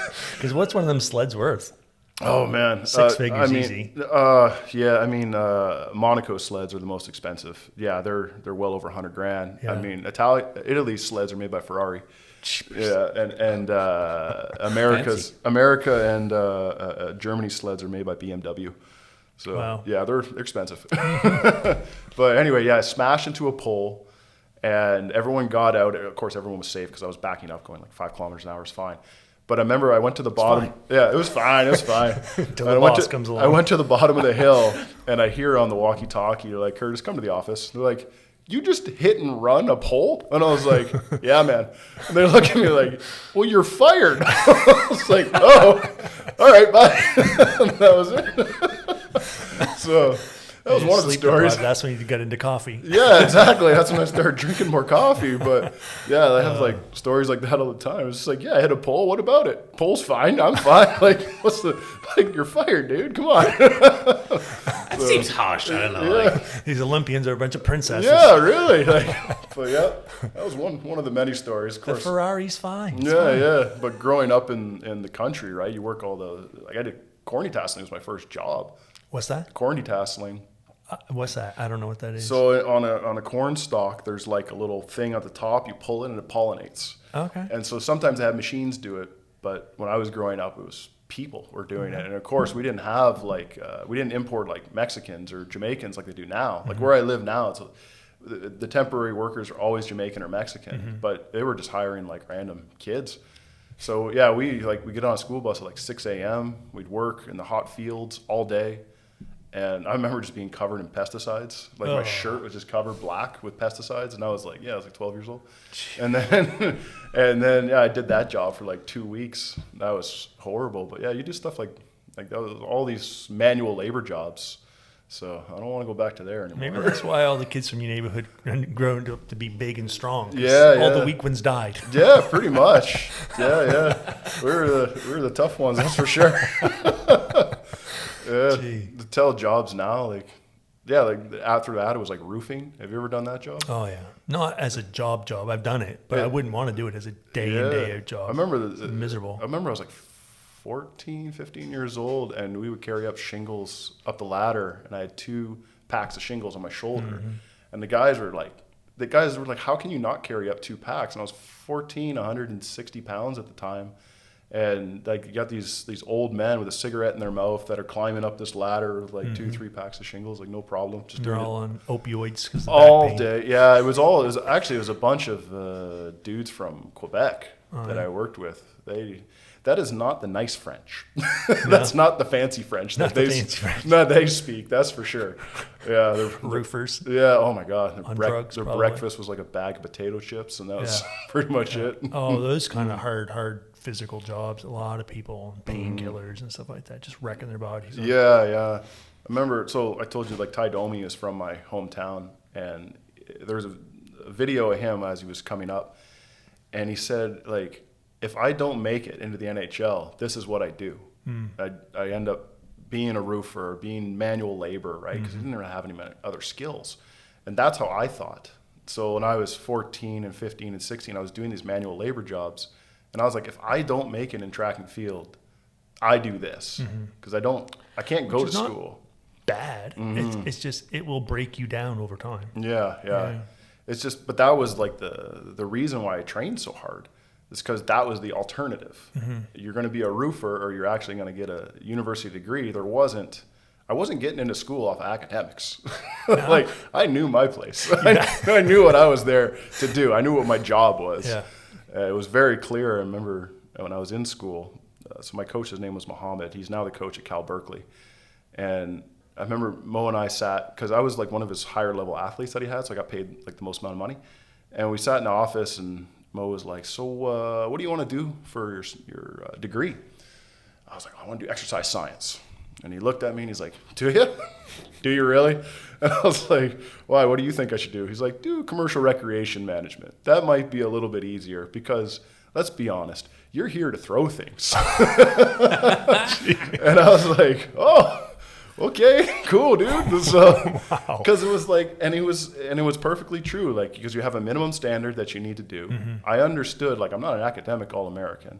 I didn't really like school to begin with, which is probably why, like, I work for myself now. And I couldn't, following directions was very difficult. But it was nice that he was very honest with me. He was like, look, this is how we're going to get you through school. And speaking about that, so my roommate at Mesa Community College was a guy named Scott, who was a discus thrower. He made the Olympic team, or he trained in Chula Vista at the Olympic Training Center. He was a very, very good thrower. And he went to the University of Kentucky, and he couldn't graduate.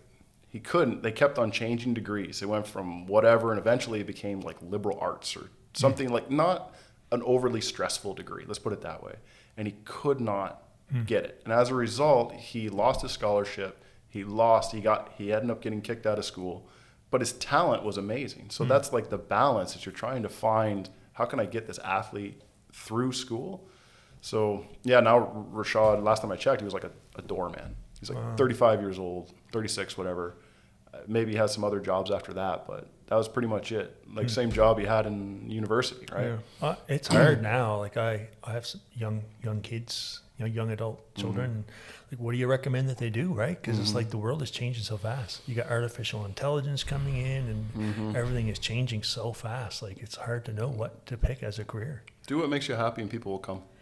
Yeah, I mean, that's what you're just rolling the dice, really. So you might as well do something that makes you happy. Yeah. Exactly. Yeah. I think that the more you travel, the more you see other cultures, you realize how good you have it here, but also like frees your mind. Like, you stop stressing so much, right? Like, I have a friend of mine, she was born and raised in Hawaii, and her parents would send her to different places just to like look at the culture. Like, so she got sent to like New Zealand, she got sent to Australia, all these different places, and the whole goal was just to understand the culture. When I went to Guatemala for the first time, that's when I was just like, wow, we're crazy in Canada.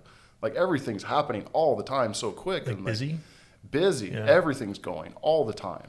And the last time I traveled was Colombia. I was on a coffee farm for 3 days. There was no internet, there was no running water. The water was cold that came out of a pipe. It was like rainwater collected and stuff like that.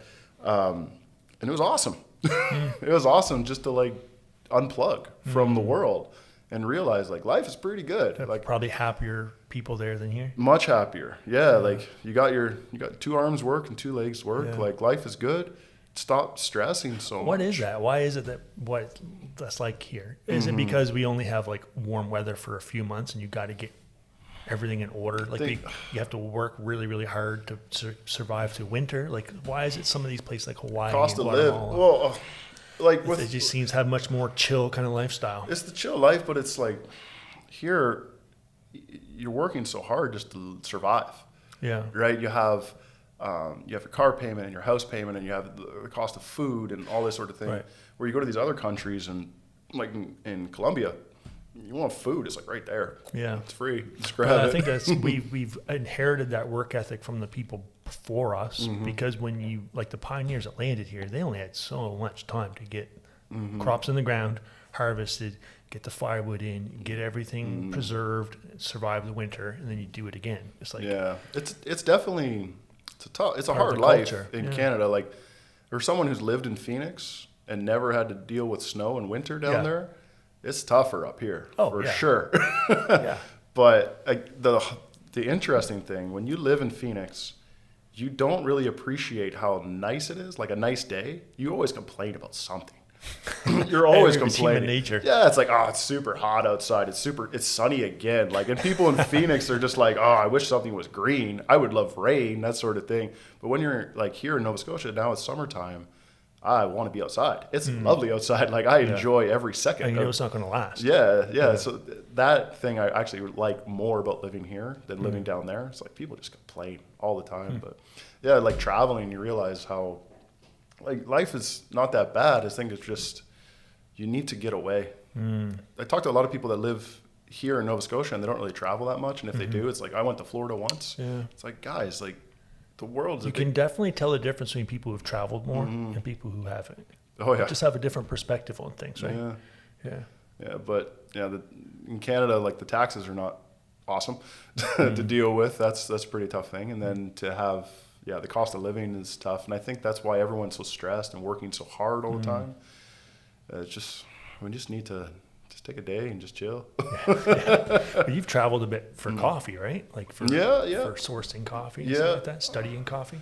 Yeah, there was Hawaii to Kona. That was interesting. Do you know much about Kona coffee? No. Okay. So I've been to, like, the big island of Hawaii. I've been to where Honolulu is, Oahu, that's the name of the island. So Kona is, like, super famous coffee. It's like $100 a pound. Amazing. And why is that? It's grown on one street. It's like, on the big island, there you have the beach, and then it goes all the way up. And Big Island's where Mauna Kea is, which is from the bottom to the top, is the biggest mountain in the world. It's bigger than Mount Everest from the bottom to the top. So Kona is like maybe 30 minutes up the hill, and it's just like, it's only grown like in a couple of people's backyards, essentially. It's just this tiny little thing, so that's why it's $100 a pound. But yeah, I've been to other places like in Guatemala, amazing coffee, but it's just really, the cost of living is really, really cheap there, so that's why the coffee is so cheap. But the actual product itself is incredible. But the last one was Colombia. I'm going to tell you a story about how I got to that one. So in Colombia, so basically I was in Edinburgh, Scotland, and that was like the fourth, fifth time I've been there. And I was just walking, I saw this one cafe, and I just like mosey on in. It's a Colombian cafe. And we started chatting with the lady. And she says, oh yeah, all this comes from my farm in Huila province in Colombia. I was like, oh, that's cool. I'd like to go to Colombia. She's like, you want to come to the farm? I was like, okay. I knew this woman for 10 minutes. And when I went back to Canada, we started chatting, and she's like, yeah, we're going to be at the farm at this date from now here to here. And I said, okay, cool. And I booked my plane ticket immediately. And then, yeah, it was great. It was like, I was with like different cousins, and her daughter was there and all that sort of thing. And then they took us to the farm, which was in the middle of nowhere. But it wasn't a tourist thing. I got to learn a lot about how Colombian coffee is grown and the different situations in Colombia, with the way that, there's cocaine grown in Colombia and all the other things. I've heard that. Yeah, like, I mean, let's address the elephant in the room here. You didn't get kidnapped or anything like that? There was, okay. So I didn't get kidnapped because I was, I don't speak Spanish, but I had kind of, my hand was held for most of the places, so everything was cool, and I was protected. But there was an interesting thing when I took a picture of some police officers, and they thought I was somebody else. And, yeah. Who did they think you were? Law enforcement or something? Yeah, because in Colombia, like so where the coffee growing region is, there's something called the FARC, and then the FARC and the police officers are always kind of like... What's the FARC? Like organized crime? Yeah, they were kind of fighting against the police and the president, and yeah, it's interesting. Basically, one of the farms that I was at was a coffee growing farm for, 35 years, something like that. And I was talking to, there was an old man, and there was a guy who was my age, father and son. And the guy who was my age told me that some of the cartel came to his farm. This would be like 30 years ago when Pablo Escobar was still there, and said to him, like, we like your farm. So we'll just take it. That's not what you want to hear. Yeah. That's usually a good thing. I like your farm. Yeah, no. Not when it's Colombian. No, because it's right on it was right on the border of the Amazon rainforest. So I said, like, we like your farm. We'll just take that. And they're like, well, you can't take my farm. Okay, we'll take your son then. You can't take my son. And so he ended up cutting a deal with these guys. But he didn't tell me what the deal was. But basically, he was able to keep the farm and keep the son. But it was like, that's what happens in Colombia. That's what happened to the coffee growing regions. That's what's currently happening in Mexico right now in Chiapas. So yeah, it's here it's the exact same thing with avocados. Basically any avocado you buy, you're buying it from the cartels because they're trying to get more legit businesses. So they're just going in and threatening farmers, their children, and all that kind of stuff. It was interesting. Like, they were telling me, we were walking around the farm, and they said, you see this patch of grass right here? And I was like, yeah. We slept here for 2 days while the people were at our house, and we were hiding from them. We slept here for 2 days around, like, all the snakes and all the rats and all the other things that are in the grass. They were trying to hide from these people. Yeah, it's crazy, but we have no idea. No. To live, like, the freedoms and the security and the peace we have here in Canada. Like, we were complaining about our government with regulations with small business, but at least we don't have cartels coming in. That's true. I mean, like, so, like, I love Central America, South America, like Spanish-speaking countries in general. I haven't been to Brazil, but I'm sure it's awesome too. The thing that I enjoy is the honesty that everyone's corrupt. Because I'm honest about it.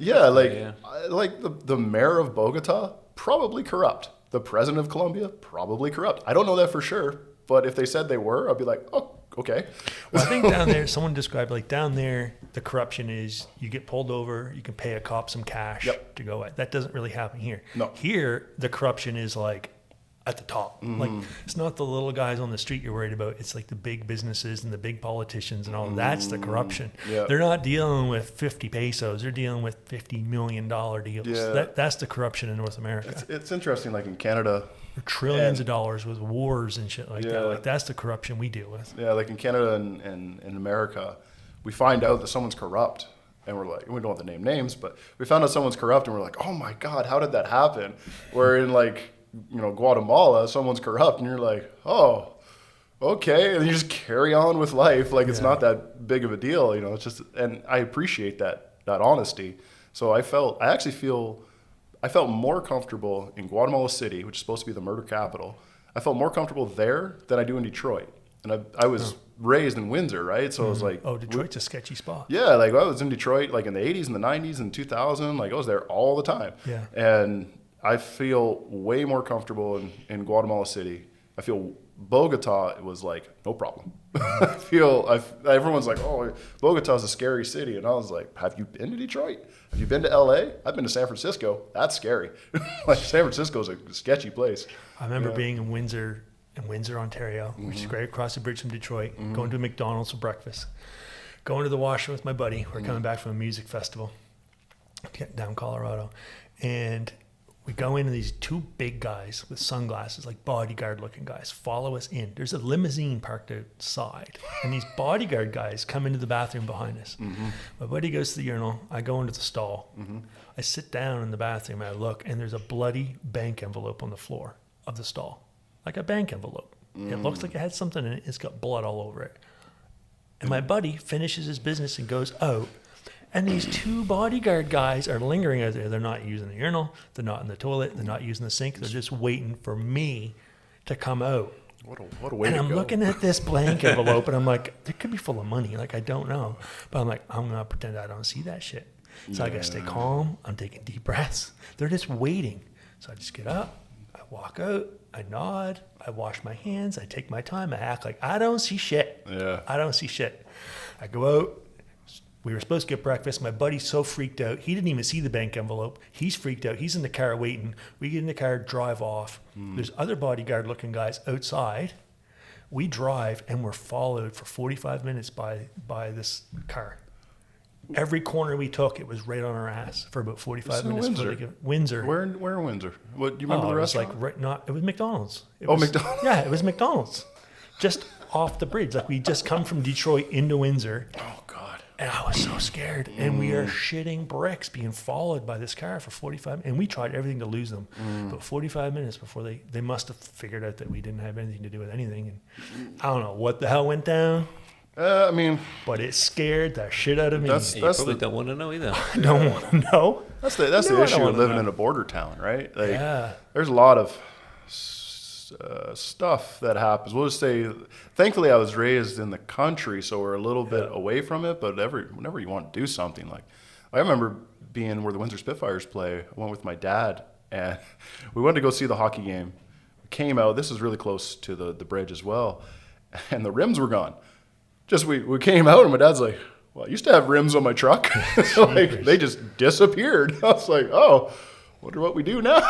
Like, so it's just stuff like that happens in Windsor all the time, and you're just like, "Oh well." A lot of organized crime happens in that part of the world. Yeah. Yeah, I mean, why wouldn't it? Right? Yeah. It's it's like Tijuana and San Diego. Yeah. Like it's the big highway. Yeah. So in Windsor, that's the main place. You got to take the Ambassador Bridge. Now it's going to be the Gordie Howe Bridge and the tunnel and all that sort of thing. But and when in doubt, just mind your damn business. That's it. I mean, the amount of times I've done that in America, in Phoenix. Like I lived in the hood in Phoenix, right? Like in Mesa was not a nice area. And the apartment complex was not very nice as well. And the amount of times I just like put my head down. Yeah. Like someone's screaming, a dog's screaming. I'm like, I don't got nothing to do with me.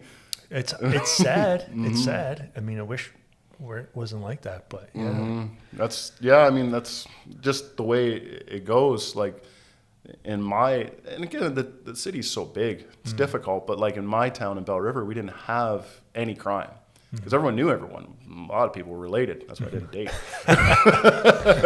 So yeah, nothing really bad happened again. So I was like in a bubble. But as I got older and became less naive, I was like, I don't see nothing. Like it's all good. Yeah. We're very fortunate to live where we are. Yeah, the Valley. Oh my God. I could have picked anywhere in Canada to live. 2020, because I was supposed to move to France and then they closed the border, right? So I couldn't move there. So I've been, the only place I haven't been in Northwest Territories in Nunavut and Newfoundland. So everywhere else I've seen, and I specifically chose the Valley, not Halifax, not Nova Scotia, specifically the Valley. The only time I came here before was for the Antigonish Highland Games. So I actually never been to the Valley before I came here. Oh, wow. And I was just like, I think this might be the spot for me. That's and now cool. I couldn't imagine leaving. Yeah. Like, and it's cool. Like the thing that I noticed, tell me if it's the same with you, when people move here from Toronto, Montreal or whatever, they want to bring that with them. The Toronto mentality, right? Or the Calgary mentality, or Montreal, Vancouver, right? They want to bring that with them. And you don't really work. It doesn't really fit. But when I moved here, I fully immersed in the Nova Scotia Valley lifestyle. And I think that's why I've been able to blend so well. I think that makes a lot of sense. Yeah, I've heard of a lot of people come and about a year in, they just get so bored and frustrated and want to go back. It really isn't the same amount of activities. You know, you don't have all Walmart closes at like 9 o'clock. That's fine. You don't have the theater and all this. I mean, there is quite an arts culture here, but it's not really year round. It's not all the time. It's not the same. We don't have the same movie theaters and all that kind of stuff, concerts and that kind of stuff. But yeah, I mean, it's a great way of life. But we have lakes. We have ocean, we have mountains, we have hiking trails, we've got places to kayak, dogs. Like there's a quality of life here that if you can dig it, you can dig it. I mean, when I lived in Calgary, I didn't see the stars. Yeah. I didn't see the stars for like the whole year. You don't even have to own a cottage here. Yeah. Chances are you know someone who does, and they want you to come over, bring a beer, you know? Yeah. It's great. It's a great way of life. Yeah. But where'd you move from? Me, we lived in London for 16 years before moving here. How was that? How was London? What was the reason why the moving? We just really liked it. We're just like you say, it's a lifestyle. It's a lifestyle and a bit more, and just we were very much into. We both had like jobs and commuting and just your whole life revolves around that job and getting to the job, then getting back from the job. And you're just doing it to survive, and you got a bit more money, but you just don't have any time to do anything. I've been to London a couple times, And last time I was there, I was in the city of London. And the guy that I was with, he's like, it's kind of cool knowing that I'm not going to see any of these people ever again. Like the people you walk by. That's You true. say that all the time. You go to Walmart, run into people you know. Like that never happens in London. It still freaks me out now. And it's great. It's great, but it's like it's still not something I'm still trying to get used to it because it is different. Yeah. But it's great. It's much better because it takes a little getting used to because you got to sort of, I don't know, mentally prepare yourself for something to potentially meet someone you know. Yeah. See, I grew up in a neighborhood where you wave at everybody just in case you know them, because chances are you do. Yeah. And if they're a stranger, you made them feel welcome. Yeah, well, I remember driving down the road and people are waving at me like, who the fuck are these people?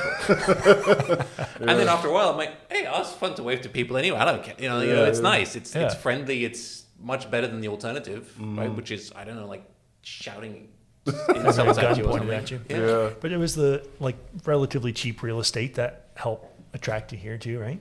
Oh, well, that helped, yeah. But it's just Cheaper lifestyle. Bit of that, and also just being able to be outside somewhere and just Yeah, that was weird. Like in London, have a bit of space. Yeah. Where was grass?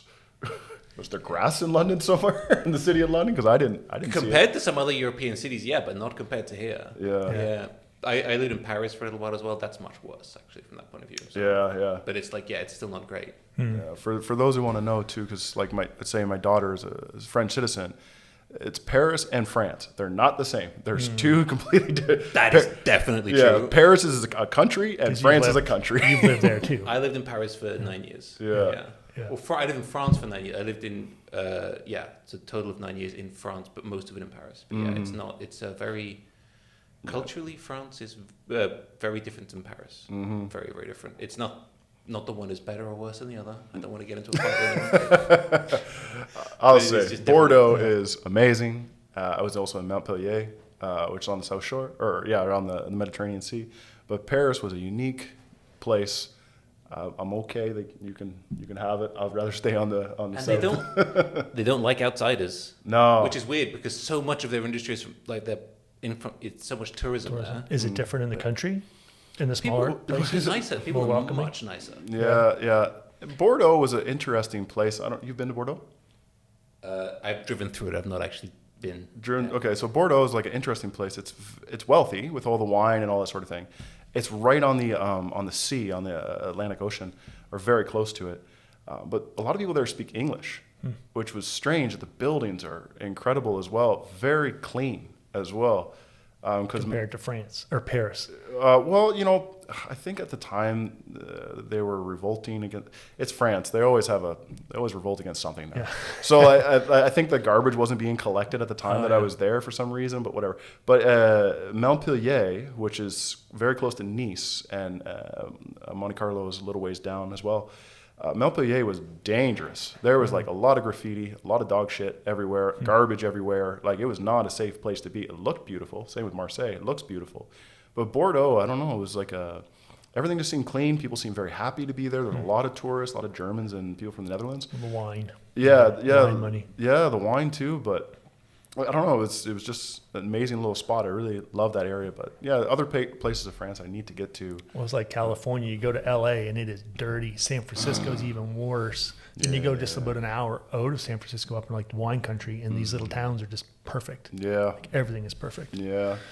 San Francisco is one of the scariest, dirtiest places I've ever seen. There's something about population density that just doesn't suit people really. Well, San Francisco with Silicon Valley right there is very, very wealthy, but it is dirty too. It's so gross. I was talking to the girlfriend about this. I was thinking about this because I feel like the cities on the coast are always more dangerous than cities inland.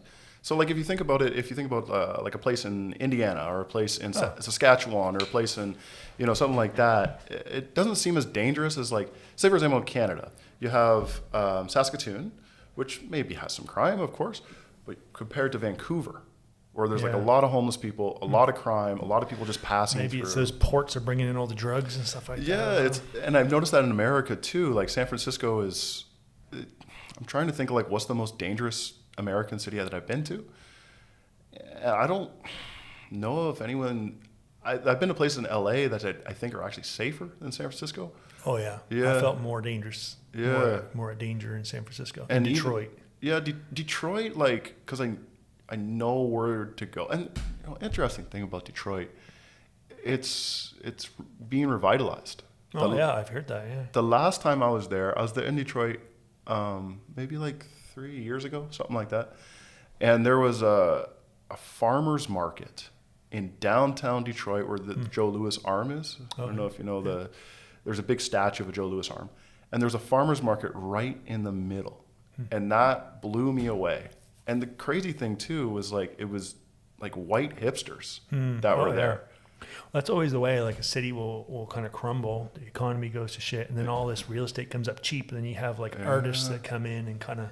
It was wild, and hippies and hipsters and young artists. They're doing a lot of urban farming there as well. It's beautiful. It's great. Yeah, and it just I actually had to make my dad stop the car, and I'm like staring at a farmer's market here. Yeah.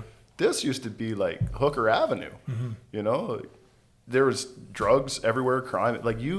Before you went down that street, you checked your tires, make sure your gas was good. You just kept moving, right? Yeah. But now it's like you stop there. Like people want to stop here. Yeah. It blew my mind. Though. I mean, it's so great. it is I think people were living in these places like Los Angeles, and it's too expensive. And now they move to a place like Detroit, and they're like, I can buy a house for. I mean, there was a time it was like $1 to get a house in Detroit. They couldn't tear them down fast enough. Detroit used to be one of the wealthiest places in the world. Yeah. When the auto industry was booming, and then we shipped off all the jobs, and it just collapsed. And it's good to see it kind of the life cycle's coming back around, though, right? Like if the real estate's cheap, it brings in some creative people. Yeah, it's interesting. Like people that go there now, because I'm talking like in the '90s and the 2000s when I was there when. The worst mayor was a guy named Kwame Kilpatrick. He kind of bankrupted the city. They didn't have enough of the public sector. They didn't have enough firefighters, police.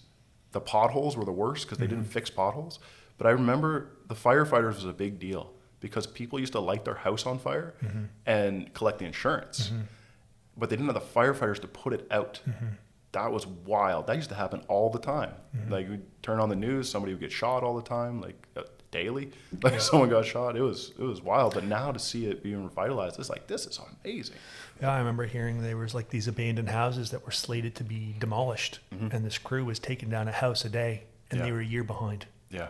They were a year behind. Yeah, it was an intense, but it's just cool to see it all get back. I mean, that's what I was saying. Like, it gives us hope. Like everything can come back. There's always hope. I mean, the human spirit is pretty amazing. I mean, look at the cities that have been destroyed and rebuilt.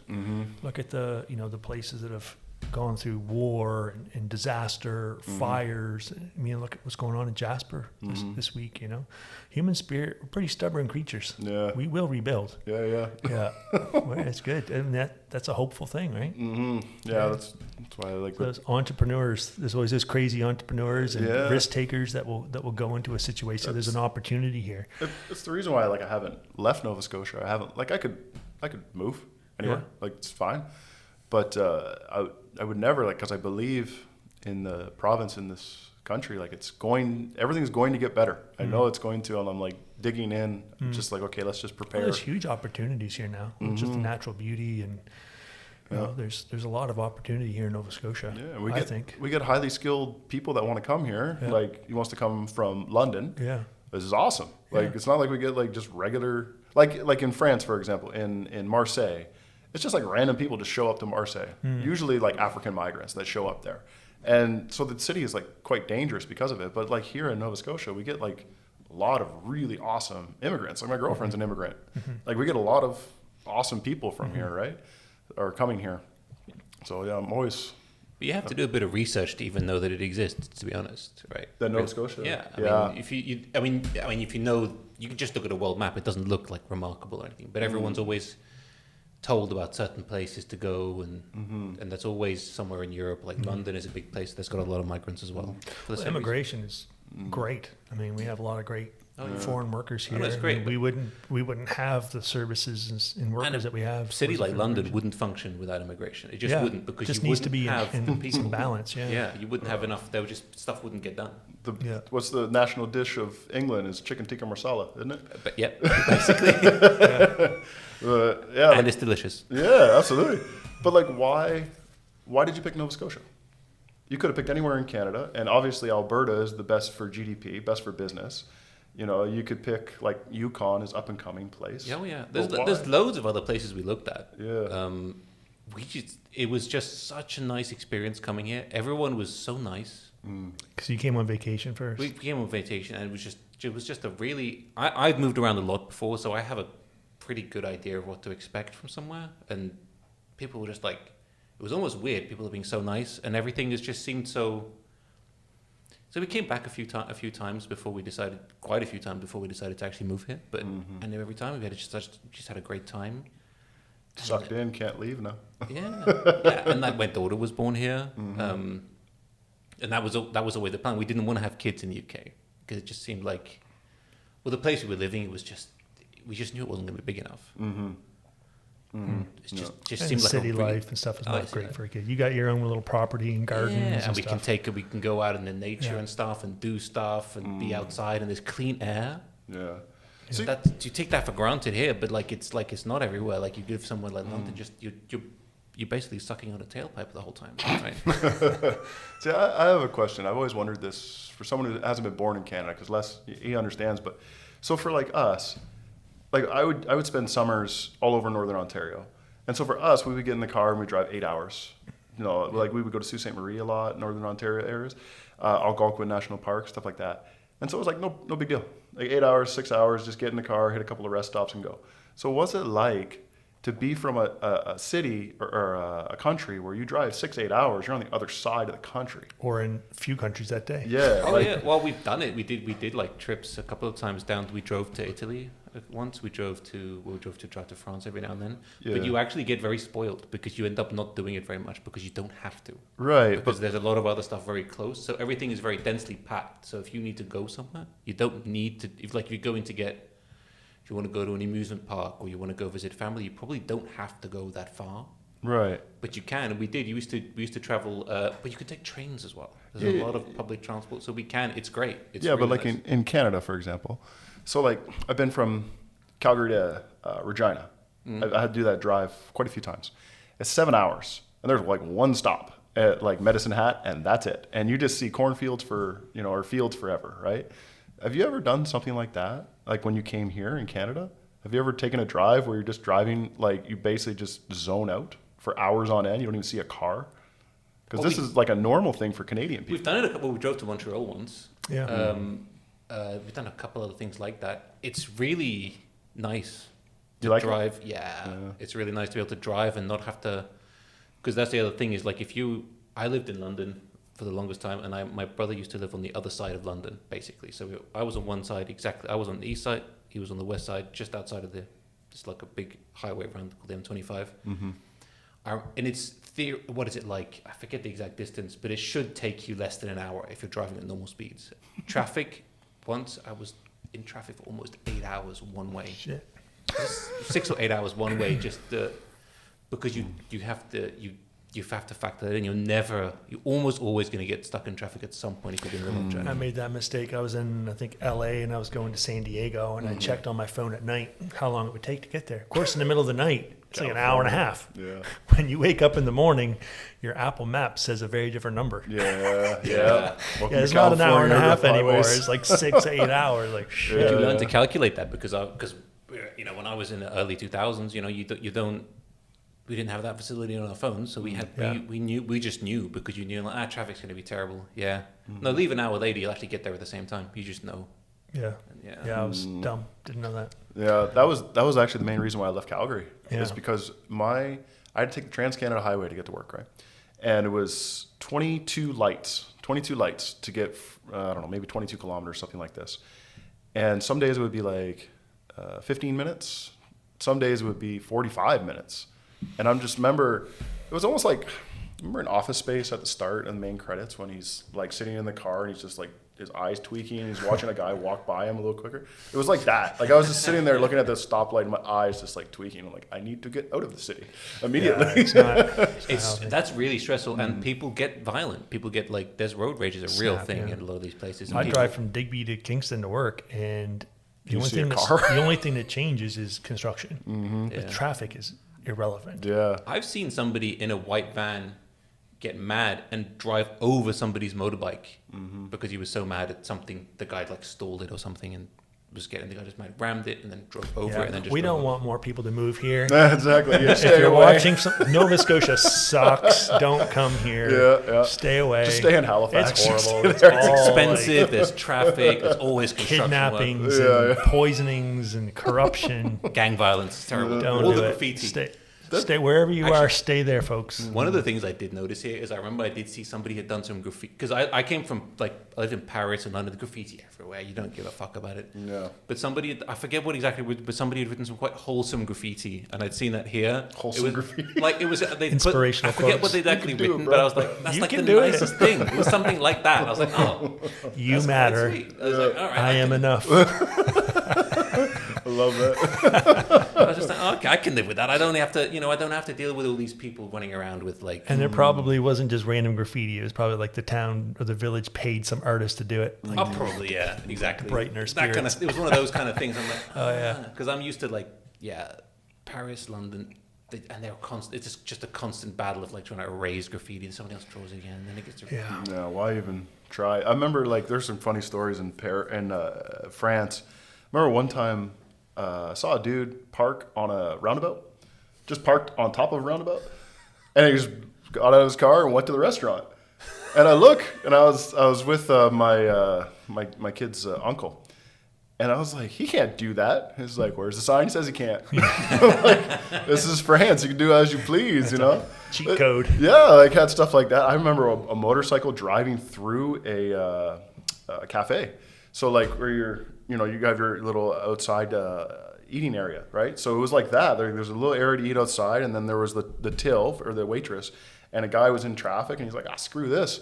And he pulled his motorcycle and boom, right through the sidewalk, and the lady was like, oh, sorry, sir. And let him go right through, and like, no big deal. Europeans are different. And I said, like, you can't do that. And he's like, he doesn't like traffic. No one's going to stop him. And like, I expect that in Central America. I expect that in all those places, right? But I don't expect that in France. No. Like, that was wild. I don't think I've ever seen a pedestrian in France actually obey any like traffic things at all. No. Pedestrians don't give a shit. No. People don't like, and it's a very a lot of it, especially like the Mediterranean Europe. A lot of that is very much a free for all. With I got to travel more. Yeah. Really Well, My I passport driving in expired. Italy. Driving in Italy is the craziest thing. Are you driving on which side of the The road? same side as here, but it's just. yeah. Do you get a cramp from just like doing this to people? Driving a Mr. Bean car? But like traffic, everything's just a suggestion. Yeah, Everything's just yeah. like you'll see like, and nobody's car is like pristine. Everyone's got like scrapes down the side, and they don't care because that's just what cars are like. Cars are just like a utility thing, and just like you rub somebody else's car as you're doing something, it's fine. You just keep going, and Yeah, well, it's great. I like the order. Yeah. But I do want to travel more. I need to see more of the world. Well, Not getting any younger. where do you want to go? Oh, I'd like to see more of Central America, but I want to, of course, be safe. You've shown me some things from some videos from Guatemala and stuff that look beautiful. I'd love to get down there. I don't want to get kidnapped. Yeah, I mean, I want to see Australia, New Zealand, a bunch of the UK. a bunch of Italy, so like Spain. one of the country I probably love the most is Scotland. Yeah. I absolutely love, and I'm sure you've been more than a few times to Scotland. I have actually not been. I went. Huh? No, I'd never went to Scotland. I've Por not been because I'm a fool. Because I lived in London for 16 years, and the entire time I think we took 2 trips outside of London. Wow. That weren't sort of. We did a few times like to Europe, but we just didn't because it just seemed like You were so like much hassle. completely in the Matrix, weren't you? Oh yeah. Wow. Stuck. There's time, and then there's. Came well, to it's New just- Scotland instead. Yeah. Yeah. Yeah. So Scotland is probably like because I compete at Highland Games there, right? So I've been there. I don't know, 5 times now. All the little towns and everything like that. The people are amazing. The thing with the Scottish, they love fighting each other. That is and definitely fighting. the stereotype I've heard. They do. They love fighting each other, but they do not mess with tourists. Like Well- you're perfectly fine. As soon as you talk, they'll hear your accent, and they'll just be like, "Oh, you're fine." Like you get a pass. You're not posing a challenge to them anyway. Yeah, like it's all good, but they're like the nice. They're hilarious, like nicest people. But the weather is terrible. But I actually quite like it. Well, I think that people are cooler in places that have bad weather. Yeah. It's I have some interesting stories about different travels in Scotland, but yeah, it's driving up in the Highlands too is like wall and sheep. And that's it. And I don't think there's a straight. Is there a straight road in England? Because in Scotland, they don't exist. There is no such thing as straight. All of the straight roads in England are attributed to the Romans. Oh, yeah? And because the Romans never made it as far as Scotland, Yeah. that would probably be why. Yeah. But like, I remember being told as a kid, like, oh, this is a straight road. This must be a Roman road. That was something that people get told. Whether it's true or not, but most roads, because it's all just roads that have evolved over the years from little cart tracks that have got bigger and bigger and bigger. Yeah. Mm-hmm. Most roads are definitely not straight, and most ones that are. The Romans were going for efficiency. Yeah. Oh, man. No, Interesting. in Scotland, all the roads were all twisty and turny, obviously, because it was there before cars were. But I remember just like, first time I drove there, it was like 2 And inches narrow away. as well, Yeah. You had roads that fit one car. And then they just had a lane that you would pull out for the other person to come through, right? And you meet in the middle, and you got to decide who's going to back up. Yeah. It's wild. But then you have like stone wall on one side, 2 inches away from your rear view mirror, and a sheep on the other side, 2 inches away, and you're just like hoping for the best. And the speed limit is 100 kilometers an hour, or 60 miles an hour. I don't think there's a speed limit. It's just rally Those car little driving. cars going to go so fast. Technically, it's national speed limit, which is technically 60, but like you can't do that kind of speed. People, and there's no speed cameras or anything on those. Yeah. No, Scotland would be cool for you, but I'm curious what you would be like in Guatemala, being 1.5 feet taller than everybody. Well, gee, I was in Mexico in February, and my girlfriend at the time, she's 5'10", and I'm 6'6", and we were these two white giants in Cancun. Like everyone was looking at us, like, where did these guys come from? Because all the people in Guatemala are Mayan. Like a lot of Mayans there, right? And the people, Mayans, I asked the lady, a Guatemalan lady, I was like, how do you know if they're Mayan or if they're Guatemalan? And she's like, Mayan, short body, big head. It's like, perfect. Oh, and that was in Denmark. I would look like everybody there. Denmark and the Netherlands, everyone's tall and thin like me. Like I could buy pants there. It was great. Like I'm just, if I ever need to go like in hiding, that's where I'll be. Oh yeah. Erase that, edit that out. Denmark is great for that. I can fit right in. Everybody's tall. Yeah. I remember going to a bar there, and the girl said, "Where are you from? You're not Australian." She said, "Where are you?" I said, "I'm from Canada." He goes, "Oh, that makes sense because you don't sound like us." And I said, I thought you might have been American, but you're not fat." That is a thing. It's a true story. I'm like, oh. That was in Denmark? In Denmark. Had them really confused, yeah. I've only been to the airport there, but I've heard Denmark's a unique place. Oh, the people were great. Like, they're very serious, but very nice. I felt very safe. I lived in Denmark for 3 years. Out of all the Nordic countries, Denmark's like the oddball, isn't it? Like they're kind of a unique way of speaking and a unique way of looking by comparison to I would agree with that. Yeah, the Icelanders or the Norwegians and Swedes. The Swedes, yeah. Isn't that where you consider you're kind of from? Danish? I held a Danish passport. Right? Yeah. So, okay, I can see that. Yeah. I don't feel tall when I'm there. When I was living there, I didn't feel tall. No, you wouldn't be tall. You wouldn't be tall at all. I'm 6'2", I'm about average. Yeah. Well, maybe a little bit above. But I felt normal there. Yeah, It's weird. It's weird, yeah. Yeah. I don't usually feel small. I did not feel small in France. France people, their average height is quite small. Yeah, but they're all skinny. Everyone in France was so thin. And it was just in short, yeah. Yeah, the only ones that were thick were the gypsies that were there. But everybody else was like, of course, their breakfast is a cigarette. And then they eat like... cigarette and maybe a croissant if they're feeling adventurous. Yeah. And they have like a little... And then everything was dinner. Coffee, yeah. Dinner was 4 courses. Biking everywhere. And walking and staying fit. That's the thing, too, in Canada. Like, you don't walk ever. Yeah. But in France and all these other places, Central America, like you're almost never in a car. You're always walking somewhere. Take the metro or whatever. But yeah, France is big on walking. Mm-hmm. When I lived there, I don't think I was in a car the entire time I lived in Paris. That's why they live so long. I mean, you smoke all day, you drink all day, but you live to be 90 years old. Yeah, walk it off. Like, it's kind of true. Actually. Yeah, it's incredible. Physical exertion is so important. Mental health, physical health. Yeah, but they kind of go hand in hand, right? It's true about the walking thing. Like it does. It's a thing. Yeah. Well, man, we've been at this for almost 2.5 hours, I think. Holy smokes. Yeah. So let's just remind everybody on the way out, though, about the athlete you're sponsoring. So Sarah Mitten, keep an eye out for world her. champion. Yeah. She will be all over anything that has to do with the Olympics in Canada. Yeah. Is she the flag bearer? She's not the flag. No, the flag bearer is Mo Chiron and Andre DeGrasse, but Sarah's the captain of the athletics team. Okay, cool. And she's favored to win. She's very good. So yes, she's the one that I sponsor. It's fullstrongcoffee.com. Yeah. Yeah, you can find me all over Nova Scotia and other Well, thanks places. for sharing your story, man. No problem. What a wild story for track and field and bobsleds and coffee and Yeah. all kinds of shit. It's good. Travel. Yeah. And here you are in the Annapolis Valley. Wouldn't have it any other way. That's good. Love it Awesome. here. Thanks, man. Thanks for sharing. You're welcome. Awesome. All right. Sounds Thanks. good. Thanks, guys. Thank you for listening. Please like and subscribe, or if you'd like to support us, please visit Refound Brewing Company at 573 Main Street, Kingston, or buy our product wherever it's available, including our Foolishly Optimistic IPA at your local NSS. Thank you.